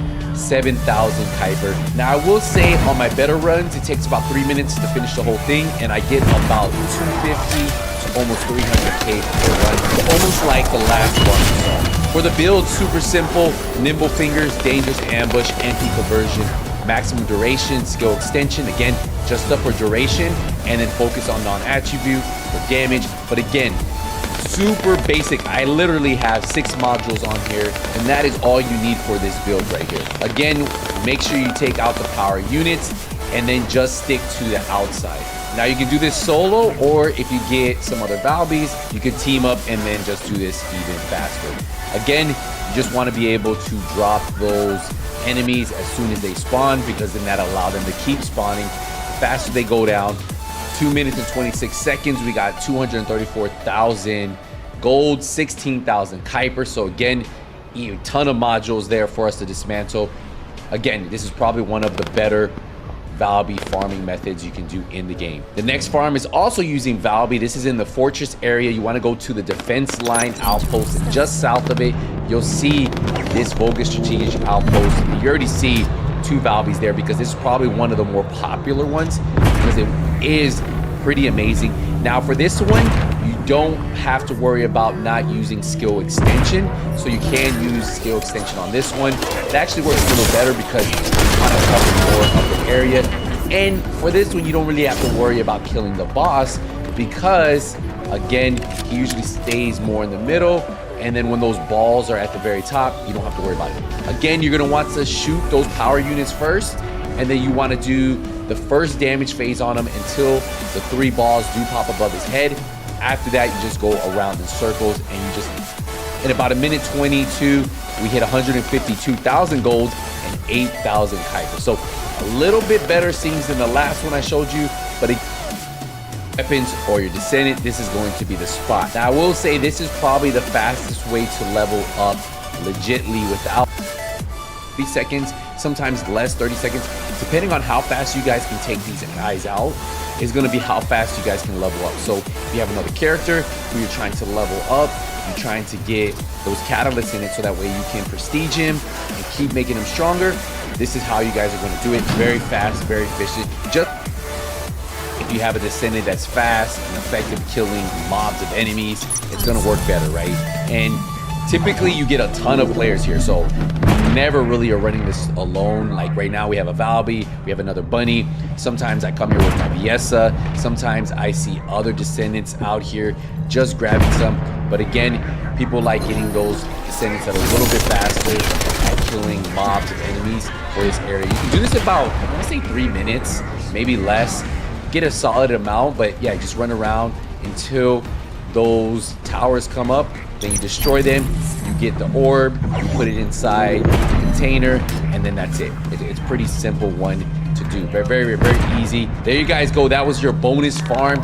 5 of the best farming methods to do in the game, plus a bonus farm I see a lot of people doing. So we'll wrap this one up here, guys. I'll see you guys in the next one, but until then,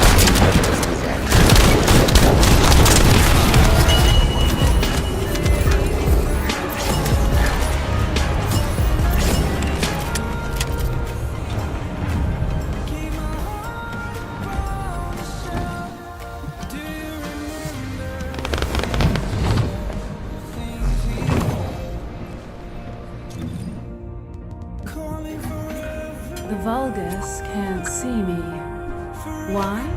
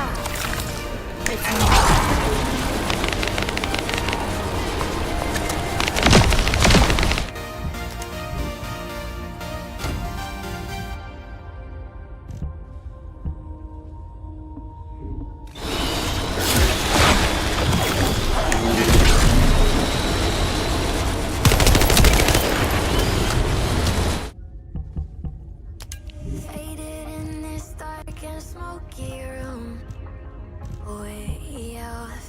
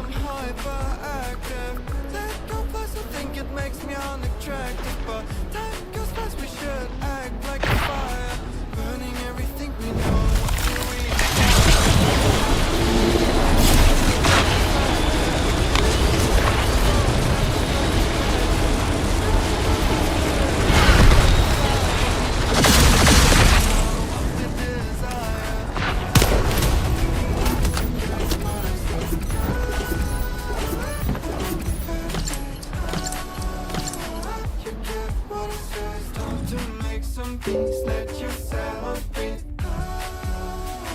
You get what I say. When you know there's a better place to reach. There will be better days. Don't get yourself seized, let your feelings ease.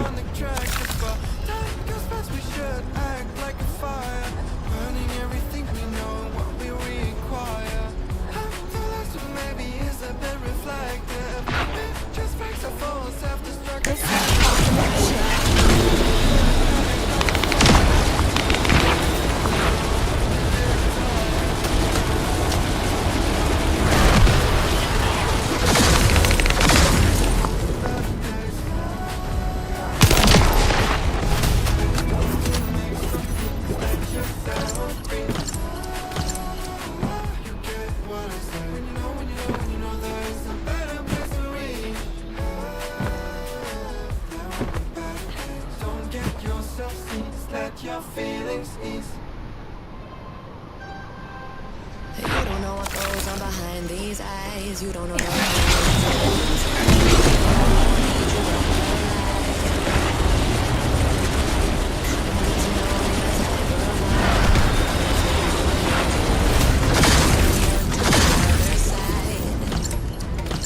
if you gave me your whole life, I would still have room for more. 'Cause I've got that appetite. Baby, I never feel whole. You might get me through the night, but it will never be enough. It will never be enough. 'Cause I'm a black, I'm a black, I'm a black.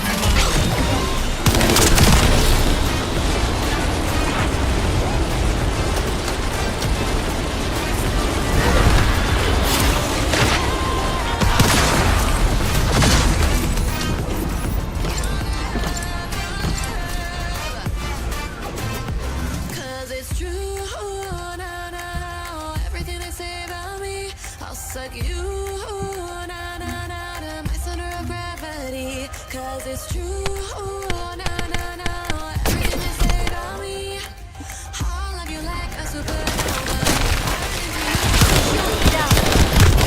For you to come to me, and all this way of life, no it ain't healthy, but ain't no other way, it's just what I need.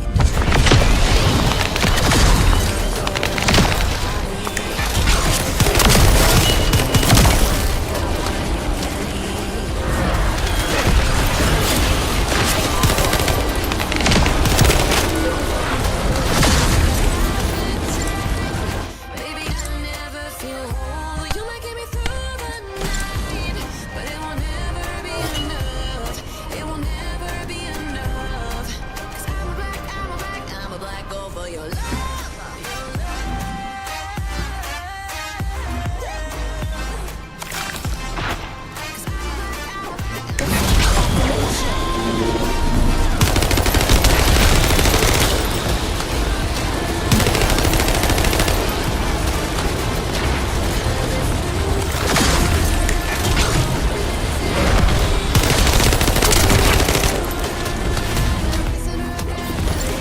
Cause it's true, no, everything they say about me, I'll love you like a supernova, burn into you like a shooting star. If you give me your whole life, I would still have room for more. 'Cause I've got that appetite. Baby, I never feel whole. You might get me through the night, but it will never be enough. It will never be enough.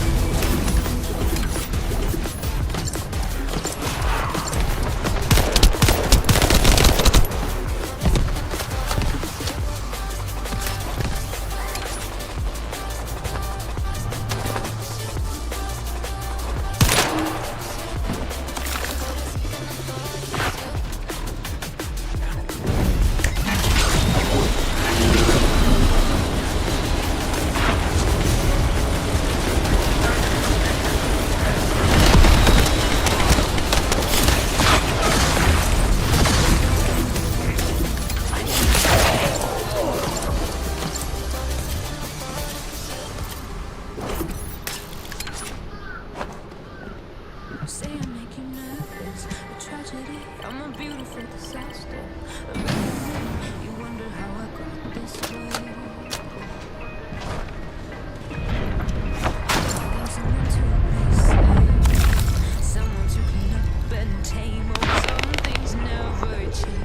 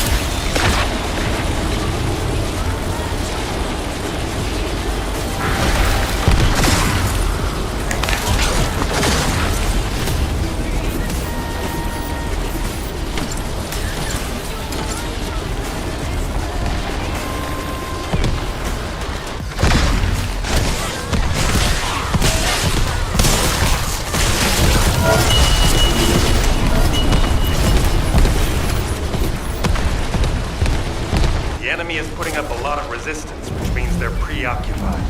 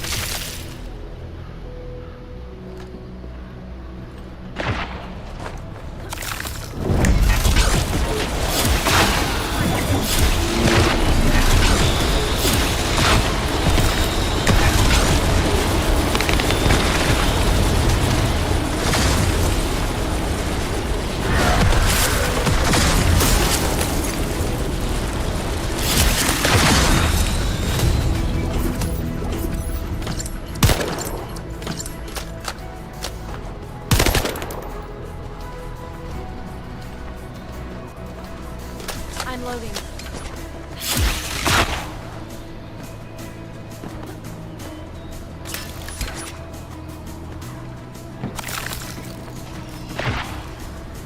This is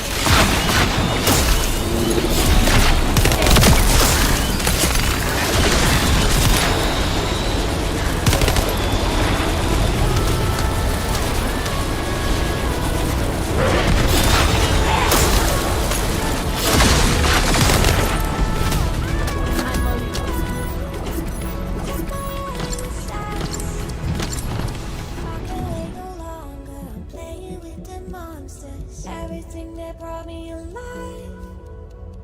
Going around like monsters, playing with the monsters. They brought me alive, but I know I'll live.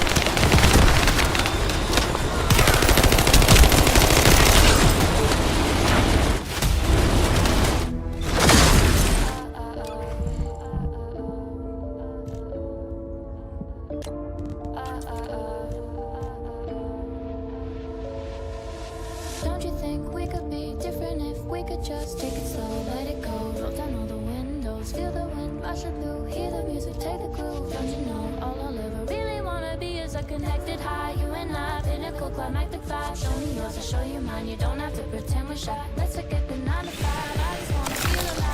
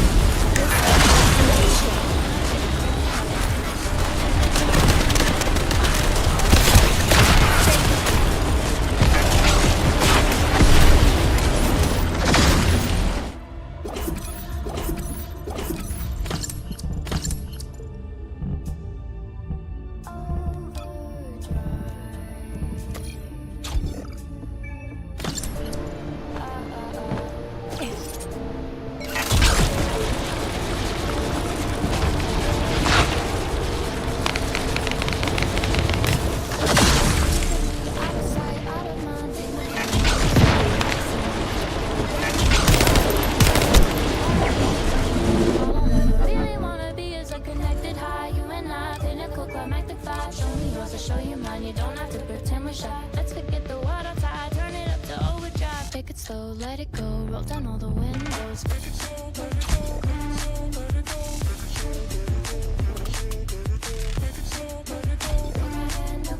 Show me yours, I'll show you mine. You don't have to pretend to shy. Take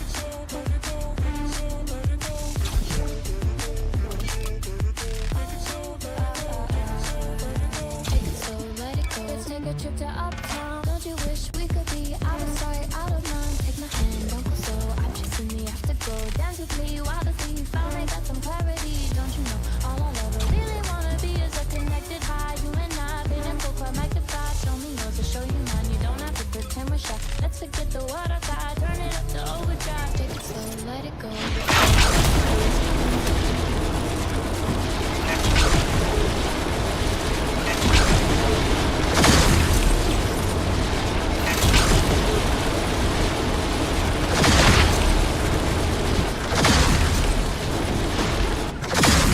One eye coming up. Hard to keep a straight face when I'm burning like fire. You are cold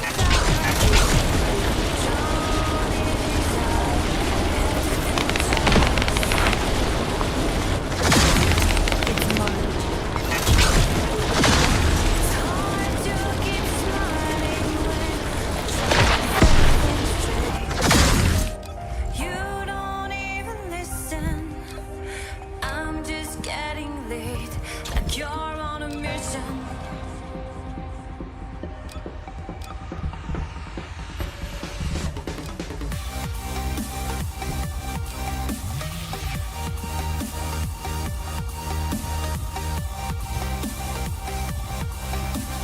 Dawn in desire, and you have to think twice.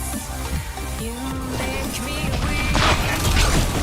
You're the one I see. I know you hate that I love you. I hate that I love you. If I could, and I would, come on, your heart.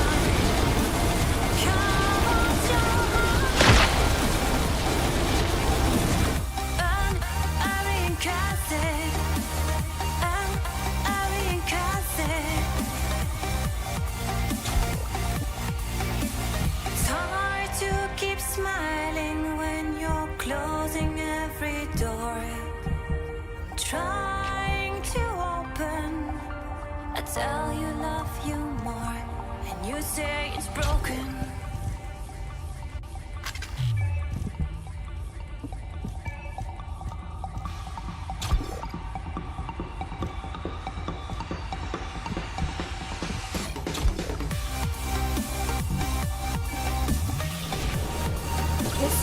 ultimate chill.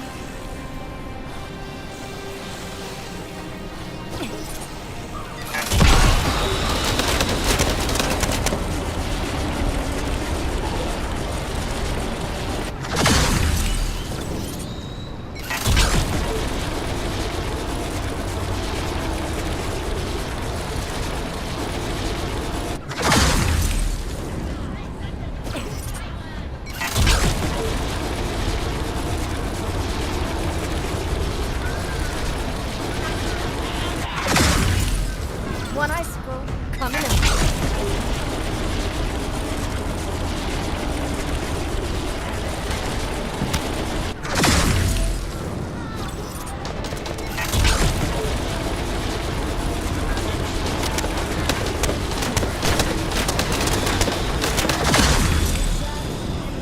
This is the ultimate chill.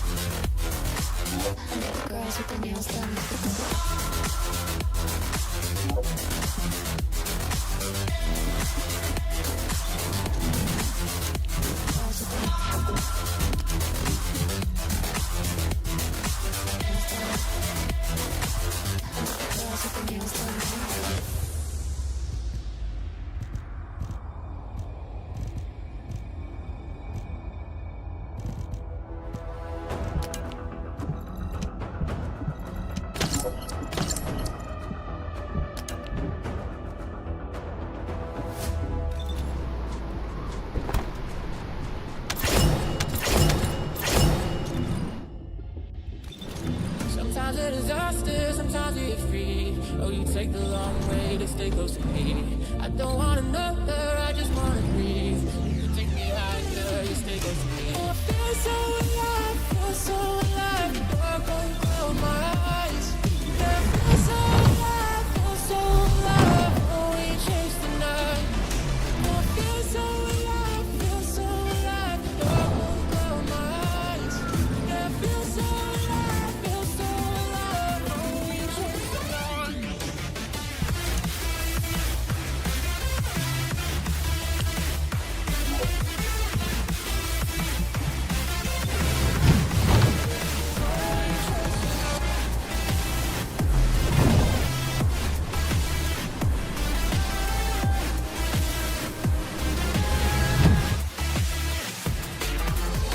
People are gonna read the title and see the thumbnail, comment something random before even watching the video.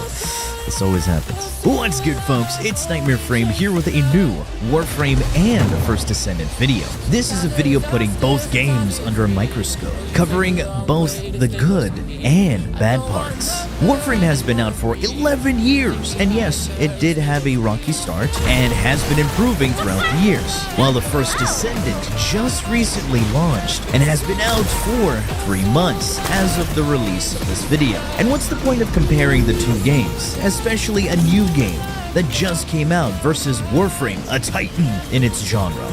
Well, number one, content. Number two, First Descendant did take a lot of inspirations from Warframe, and there are Warframe players who are angry, saying things like, "Oh, why are you even playing this copycat game?" Or, "Oh, it's by Naxxon, bad game, pay to win." Or, "It's Warframe, but with ass." Okay, hold up. Whoever said that is clearly a moron and should be slapped till they can't feel their face. Have you seen Warframe and ass? Just saying. Like, have you seen Wisp, Ember? You really? And number three, I'm covering both games and want to share my POV, because believe it or not, people can play several games and enjoy different things about each game. Shocker. Also, if you don't like a game, then don't play it or get angry that other people are enjoying something you don't like. That's just weird. Or try to defend a game like you're married to it. That's even weirder. People need to chill. I'm only saying this because I've seen these crazy people firsthand. I have an unfortunate amount of hours on both games, and the novelty has definitely worn off, and I feel I can give you an objective and honest review when comparing both games, especially on what either game excels at, as there are things I love and hate about both games. So for those who look into Warframe content for the first time, they will feel overwhelmed by the complex movement, explosions, and all the crazy effects on the screen, and yes, it is overwhelming, and it can send your senses for a spin, as some of my friends couldn't handle playing the game because it made them motion sick. And when you look at First Descendant, it's very grounded and traditional to the core of its genre. You have sprints, dodge rolls that don't give iframes, that's stupid, jumps and double jumps that don't work sometimes, and a grapple mechanic to cover more ground. The effects are not over the top until you use a rocket launcher or a weapon that has ability effects that cover your entire screen with useless effects. It's so good that I can't disable that. That's nice. And for the people that say First Descendant looks exactly like Warframe, for those thinking that these people were talking about the similar systems they share, no. I literally had people say that the two games are physically identical in every way. They're clearly crazy and blind. If someone were to look at both games objectively, they would see they're vastly different. And Warframe wins when it comes to its art direction. All the environments, enemy units, all have their own unique theme and aesthetic. You can tell what map and enemy you will be facing as soon as you see the planet or loading screen. The subtle details that give away all the information you need to know on what you're going to expect. And that's why the Warframe art team goes so damn hard. Props to you guys. But when you look at First Descendant, the environments look generic. I have no idea what enemies to expect when I enter a map for the first time. The art direction was more focused on making the characters look good. Sorry. I meant more focused on making the female characters look good. You know exactly what I'm talking about. Granted, there are some areas in the game that look really cool, but I still feel the world is dead and boring. So what are the actual similarities of the games that people seem to compare? Well, you don't create your characters. You collect different characters that have different elements and damage types. The characters have a theme, 4 abilities, and a passive with a synergy of some sort. There are regular versions and premium versions of these characters, Prime Warframes and Ultimate Descendants. And for the Destiny players, that means Adept versions. However, in TFD, the Ultimate aka Prime Adept versions of them have better stats and unique augment mods that can only be used on the Ultimate variants. So it's best for you to level up the regular version of the Descendant for the Mastery XP, toss them aside, and invest into the Ultimate one. I mentioned Mastery rank. That's something similar to both games, but done differently. It's an account rank, and in Warframe you need to wait 24 hours for each Mastery test and rank up. And if you fail, you wait another 24 hours to retry. While in Descendant, just play the game and rank up your Mastery when it's available. No test required. I feel like there should be a test, at least. It would be more interesting and exciting, and some quests and areas should be locked behind Mastery to prove you're ready for those activities. That's right. Gatekeep the normies. And just like Warframe, you only get Mastery XP from leveling up the item once the first time. There is crafting in both games. However, the craft times are definitely better in First Descendant for certain items. For example, in Warframe, Forma takes 23 hours, while the TFD equivalent takes 7 hours. Crafting in Descendant takes significantly less time than Warframe's. Imagine having to wait 3 whole days to use a new toy that you spent a decent amount of time farming. But that's where premium currency comes in.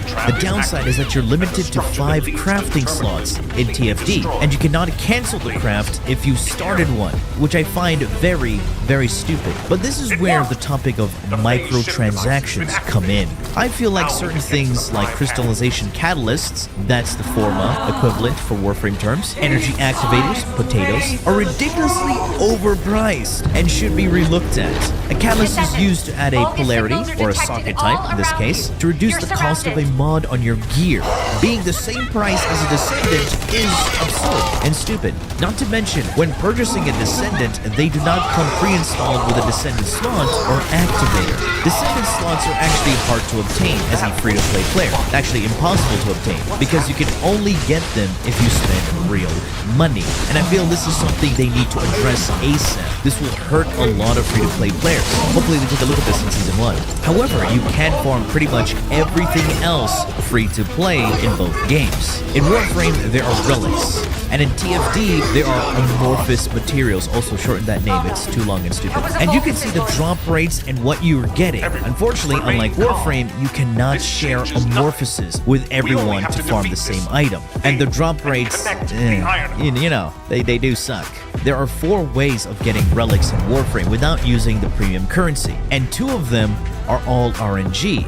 Do a mission or open relic packs and get some random relics. There's a bi-weekly merchant that comes over and you can purchase specific relics from him, and resurging relics that can be purchased from an NPC that brings back sunset Warframes. And in TFD, there are 3 ways. One of those ways is for low-tier amorphous. We won't talk about that. Doing dungeons guarantees 1 to 2 amorphous that has the item you want depending on the dungeon score, which I love doing. Guaranteed dedicated drops after completing activities is pretty damn good. And then you have outposts. Outposts are dog shit, pardon my French. I'm still learning. But there are absolute doo-doo water. You infiltrate or blow stuff up to get the amorphous. There are 2 categories, an even number and odd number. The even number has a 25% chance of dropping by just killing the boss in the outpost. And the odd number requires you to stealth up missions, destroy the consoles without being detected, and then kill the boss to have a chance at getting the odd number amorphous. And it is the worst system in the game, absolute doo-doo water. And a lot of players will agree. I would rather do dungeons 100% of the time, but guess what? Certain weapons or Descendants are outposts only. Yeah, but of course, in both games, if you do not want to spend time farming, you can just outright buy the Descendant in Warframe. In Warframe, you can buy literally almost everything, but you cannot buy weapons in TFD because that would actually be too much and pay to win. in a PvE game. But yeah, you get it. You have ultimate weapons similar to Destiny 2 exotic weapons. You need to farm the weapons 5 times to enhance their unique ability, aka exotic perk. So 4 different pieces, 5 times to fully buff its perk.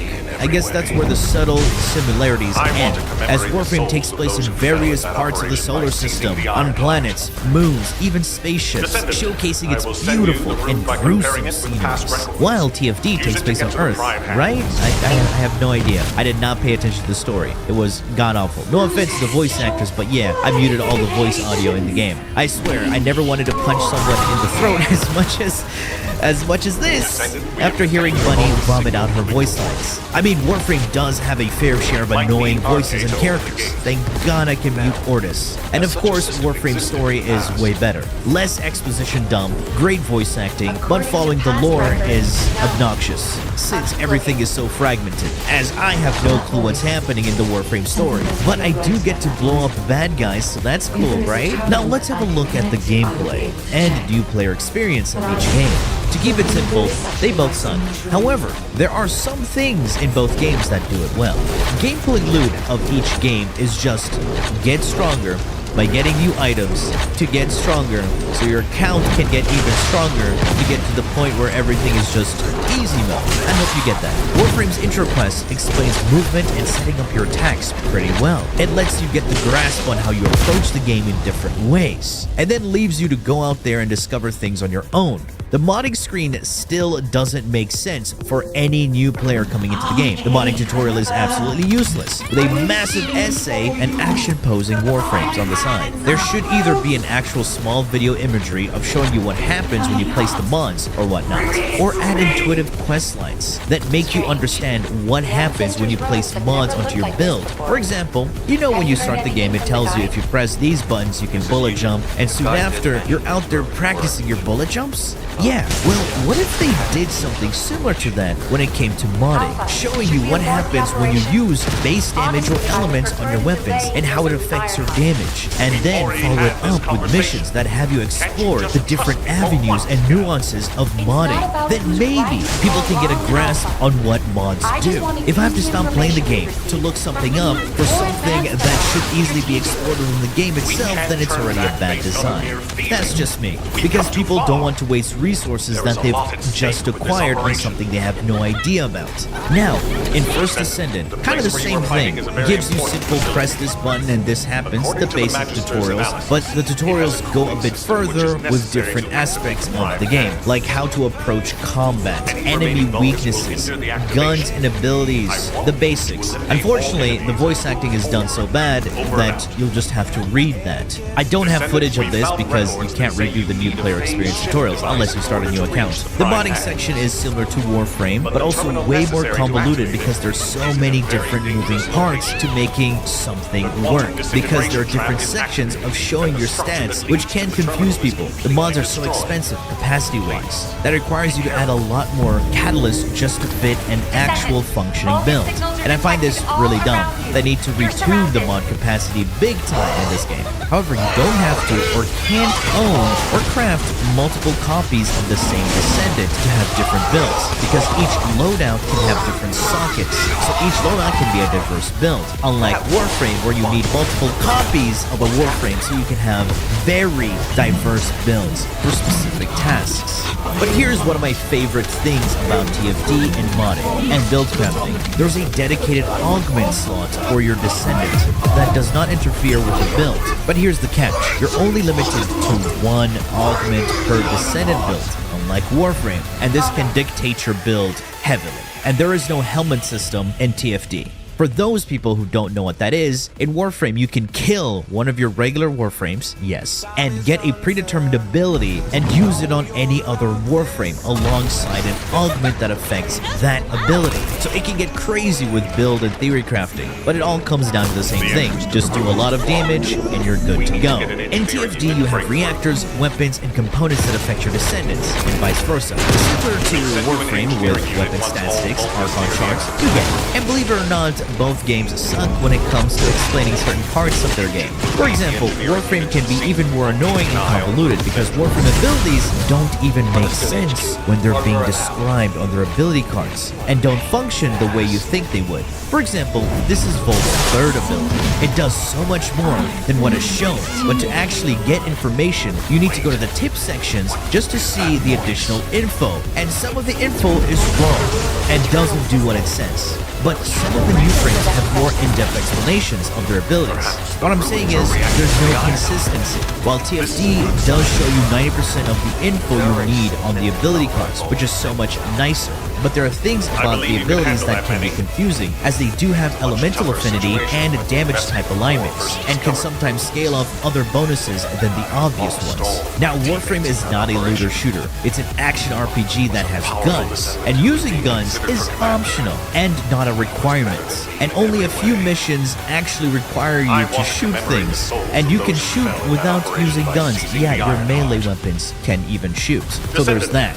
When you play Warframe, you feel powerful. The movements, the powers just feel so damn good. Unfortunately, there are some doo-doo Warframes out there that haven't been updated in God knows how long. But what's funny is that guns are quite unique in the game. They all have a theme, archetype, and aesthetic that separates each gun from the rest. Like the Mutilus Cernus is an infested, weird, alien, creepy bow that deals AoE toxin damage. And then you have the Arcoplasmor, which shoots out a plasma wave that ricochets off of surfaces and enemy body parts. I mean, that's pretty cool already. Here's a cool thing that I wish Warframe did though. Pre-installed Rivens. And in First Descendant, it's your weapons subsets. They come pre-installed, and all you have to do is re-roll them to getting God roll. However, they do eat up a lot of materials in gold.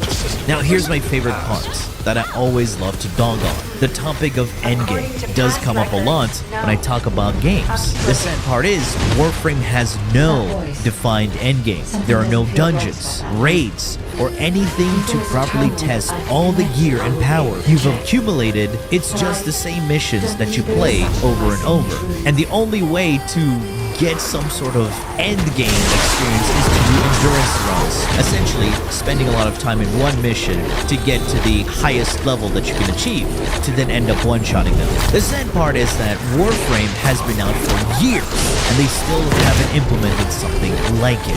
I mean, Warframe did have an 8-man raid-like mission called Trials, but they removed that because it was really buggy and unstable. Although TFD just came out, we're already getting newer challenges. It has a base foundation of dungeons and boss encounters. We've gotten to the point where certain bosses are getting one-shot or even taken down super fast, but that's just the core game. TFD is releasing seasonal content every 3 months with a change to how the game works, similar to ARPGs like Diablo and Path of Exile, and even Destiny Seasons, with its seasonal mods, where new mechanics and unique power-ups are implemented alongside activities that require a strong build to challenge these activities. Maintaining a seasonal model does keep the game fresh and does have you come back for more, but this also instills the presence of FOMO.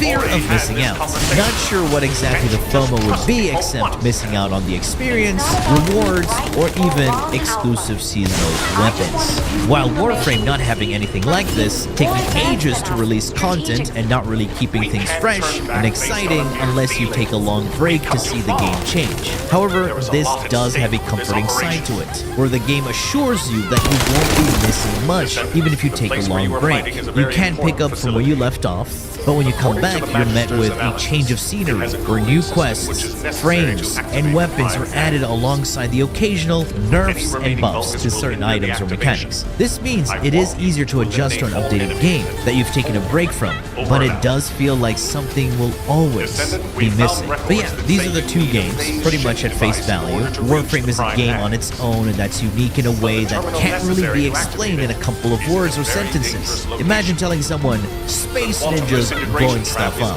Can't really picture it unless you know what the game is. And the existence of First Descendant is a good thing, because people do want to try something different, but still feel familiar with certain game mechanics. Not only that, it's also good for games to have competition. And First Descendant is not a Warframe killer. It will never be. Each game has their own thing to offer, and as a gamer, I like to explore those different aspects. Enemy kills, that has been it for this video. I do hope you've enjoyed and learned something from it.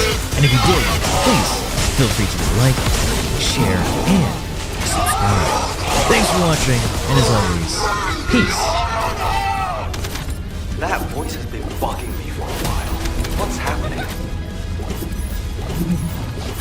Slipped out of my control, and you know where they hide. Your love's a little heavy. You're touching me already, and it's working up my nerves. You should probably forget me. I'm terrified you'll get me when I'm at my worst. It's not too late to if you're in love with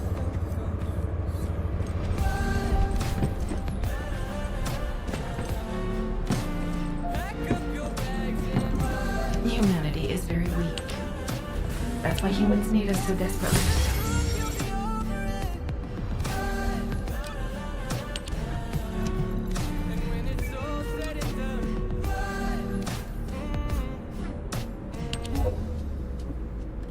you just gotta run. I could whisper sweeter things puppeteer your love for strings, but it's not love at all. My ego's still divided. I'm not the one who's driving, but I can't find the brakes. Yeah, girl, there's no denying that even though I'm trying, I'm your next mistake. I'm falling deep. You should take me at my word. It's not too late to let you know that If all modules were the same, I'd be out of a job, right?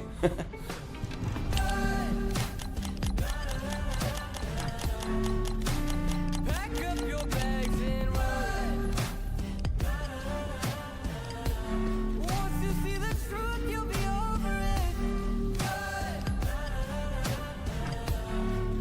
And when it's all said and done, you know you gotta, you know you gotta, you know you gotta run.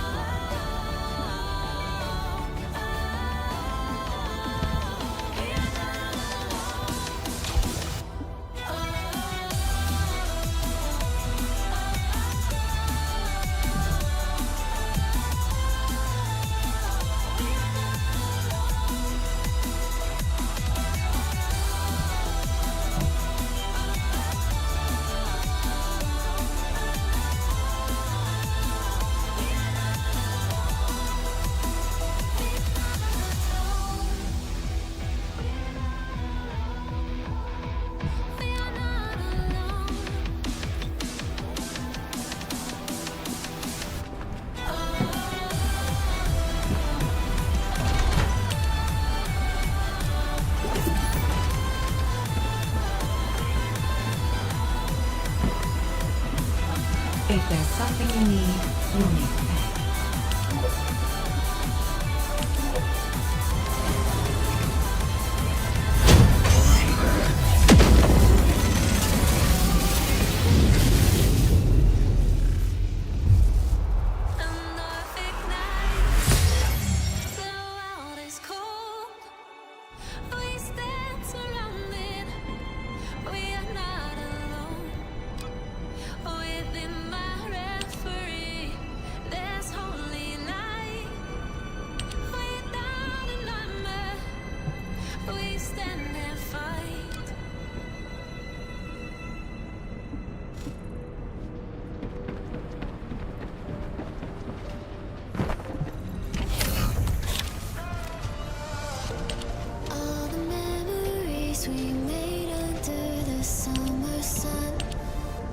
Chasing after waves, a taste of berries on my tongue. Sipping on a feeling, sun is got me healing. Vibing out to your guitar. I don't wanna go yet, watching another sunset, wishing on a shooting star. Ooh, I know that it has to end. Ooh, maybe we could just pretend.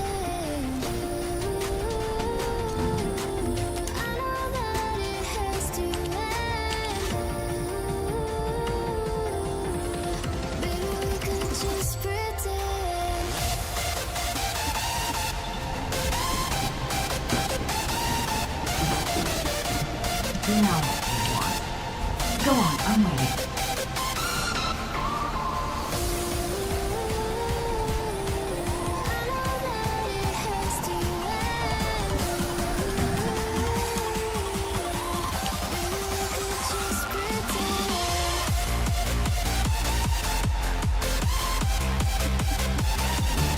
Oh, you're a child. What do you need?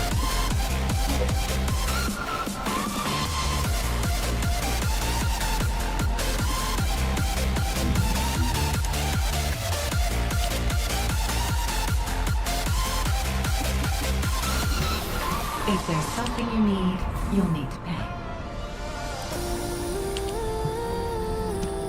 I know that it has to end.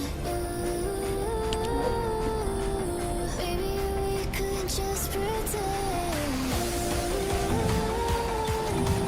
I know that it has to end. Maybe we could just pretend.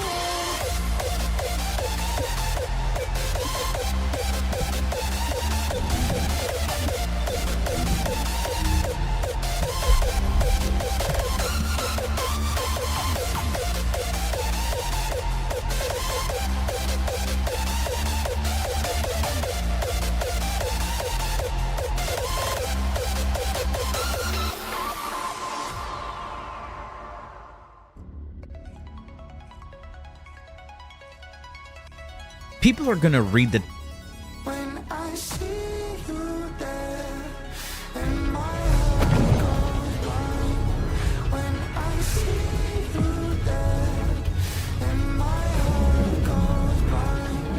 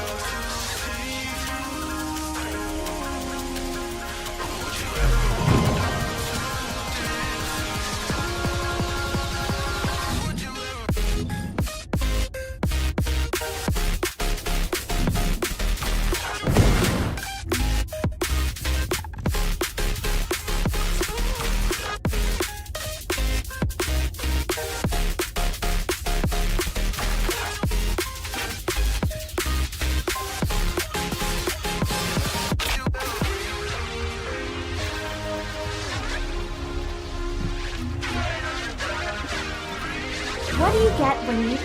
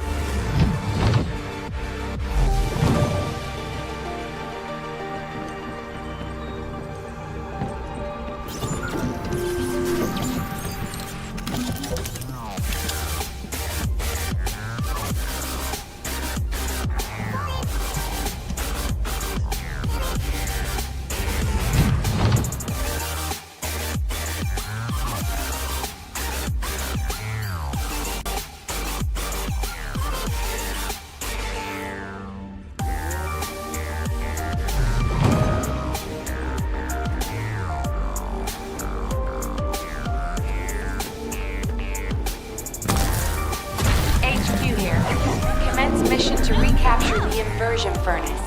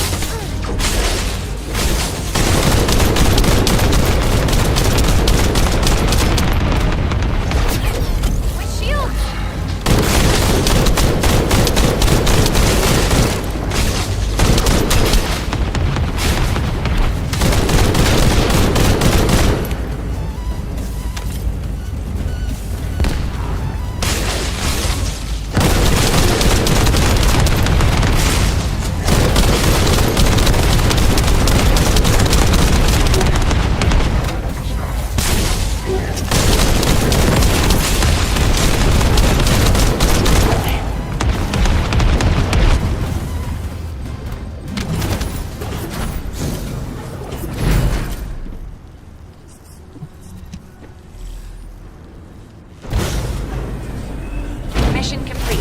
You have our thanks.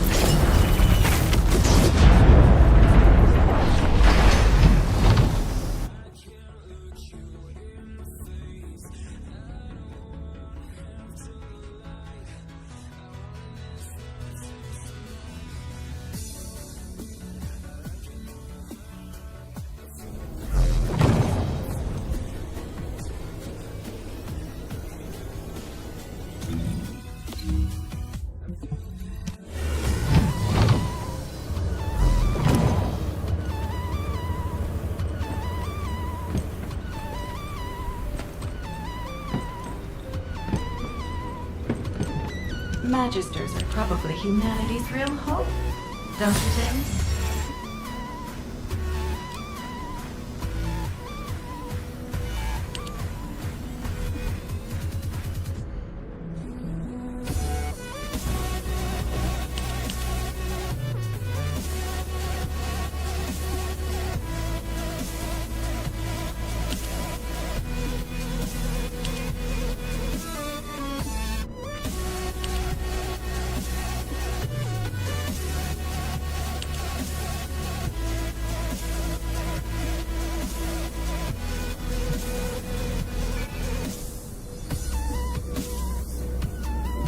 If it's new research, I'm listening.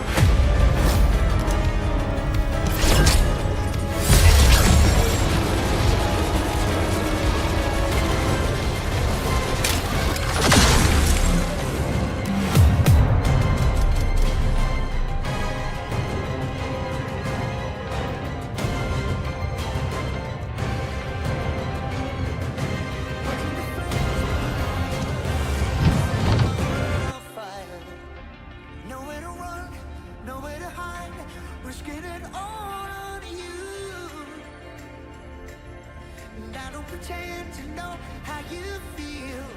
Either you won't or you will. I'll give it a try. Even if you're too blind to see, and even if you look right through me, I never thought it would be easy. Say the words, say the words. Even if the world stops breathing, and every beating heart stops beating, nothing's gonna stop this feeling. Just say the words, say the words.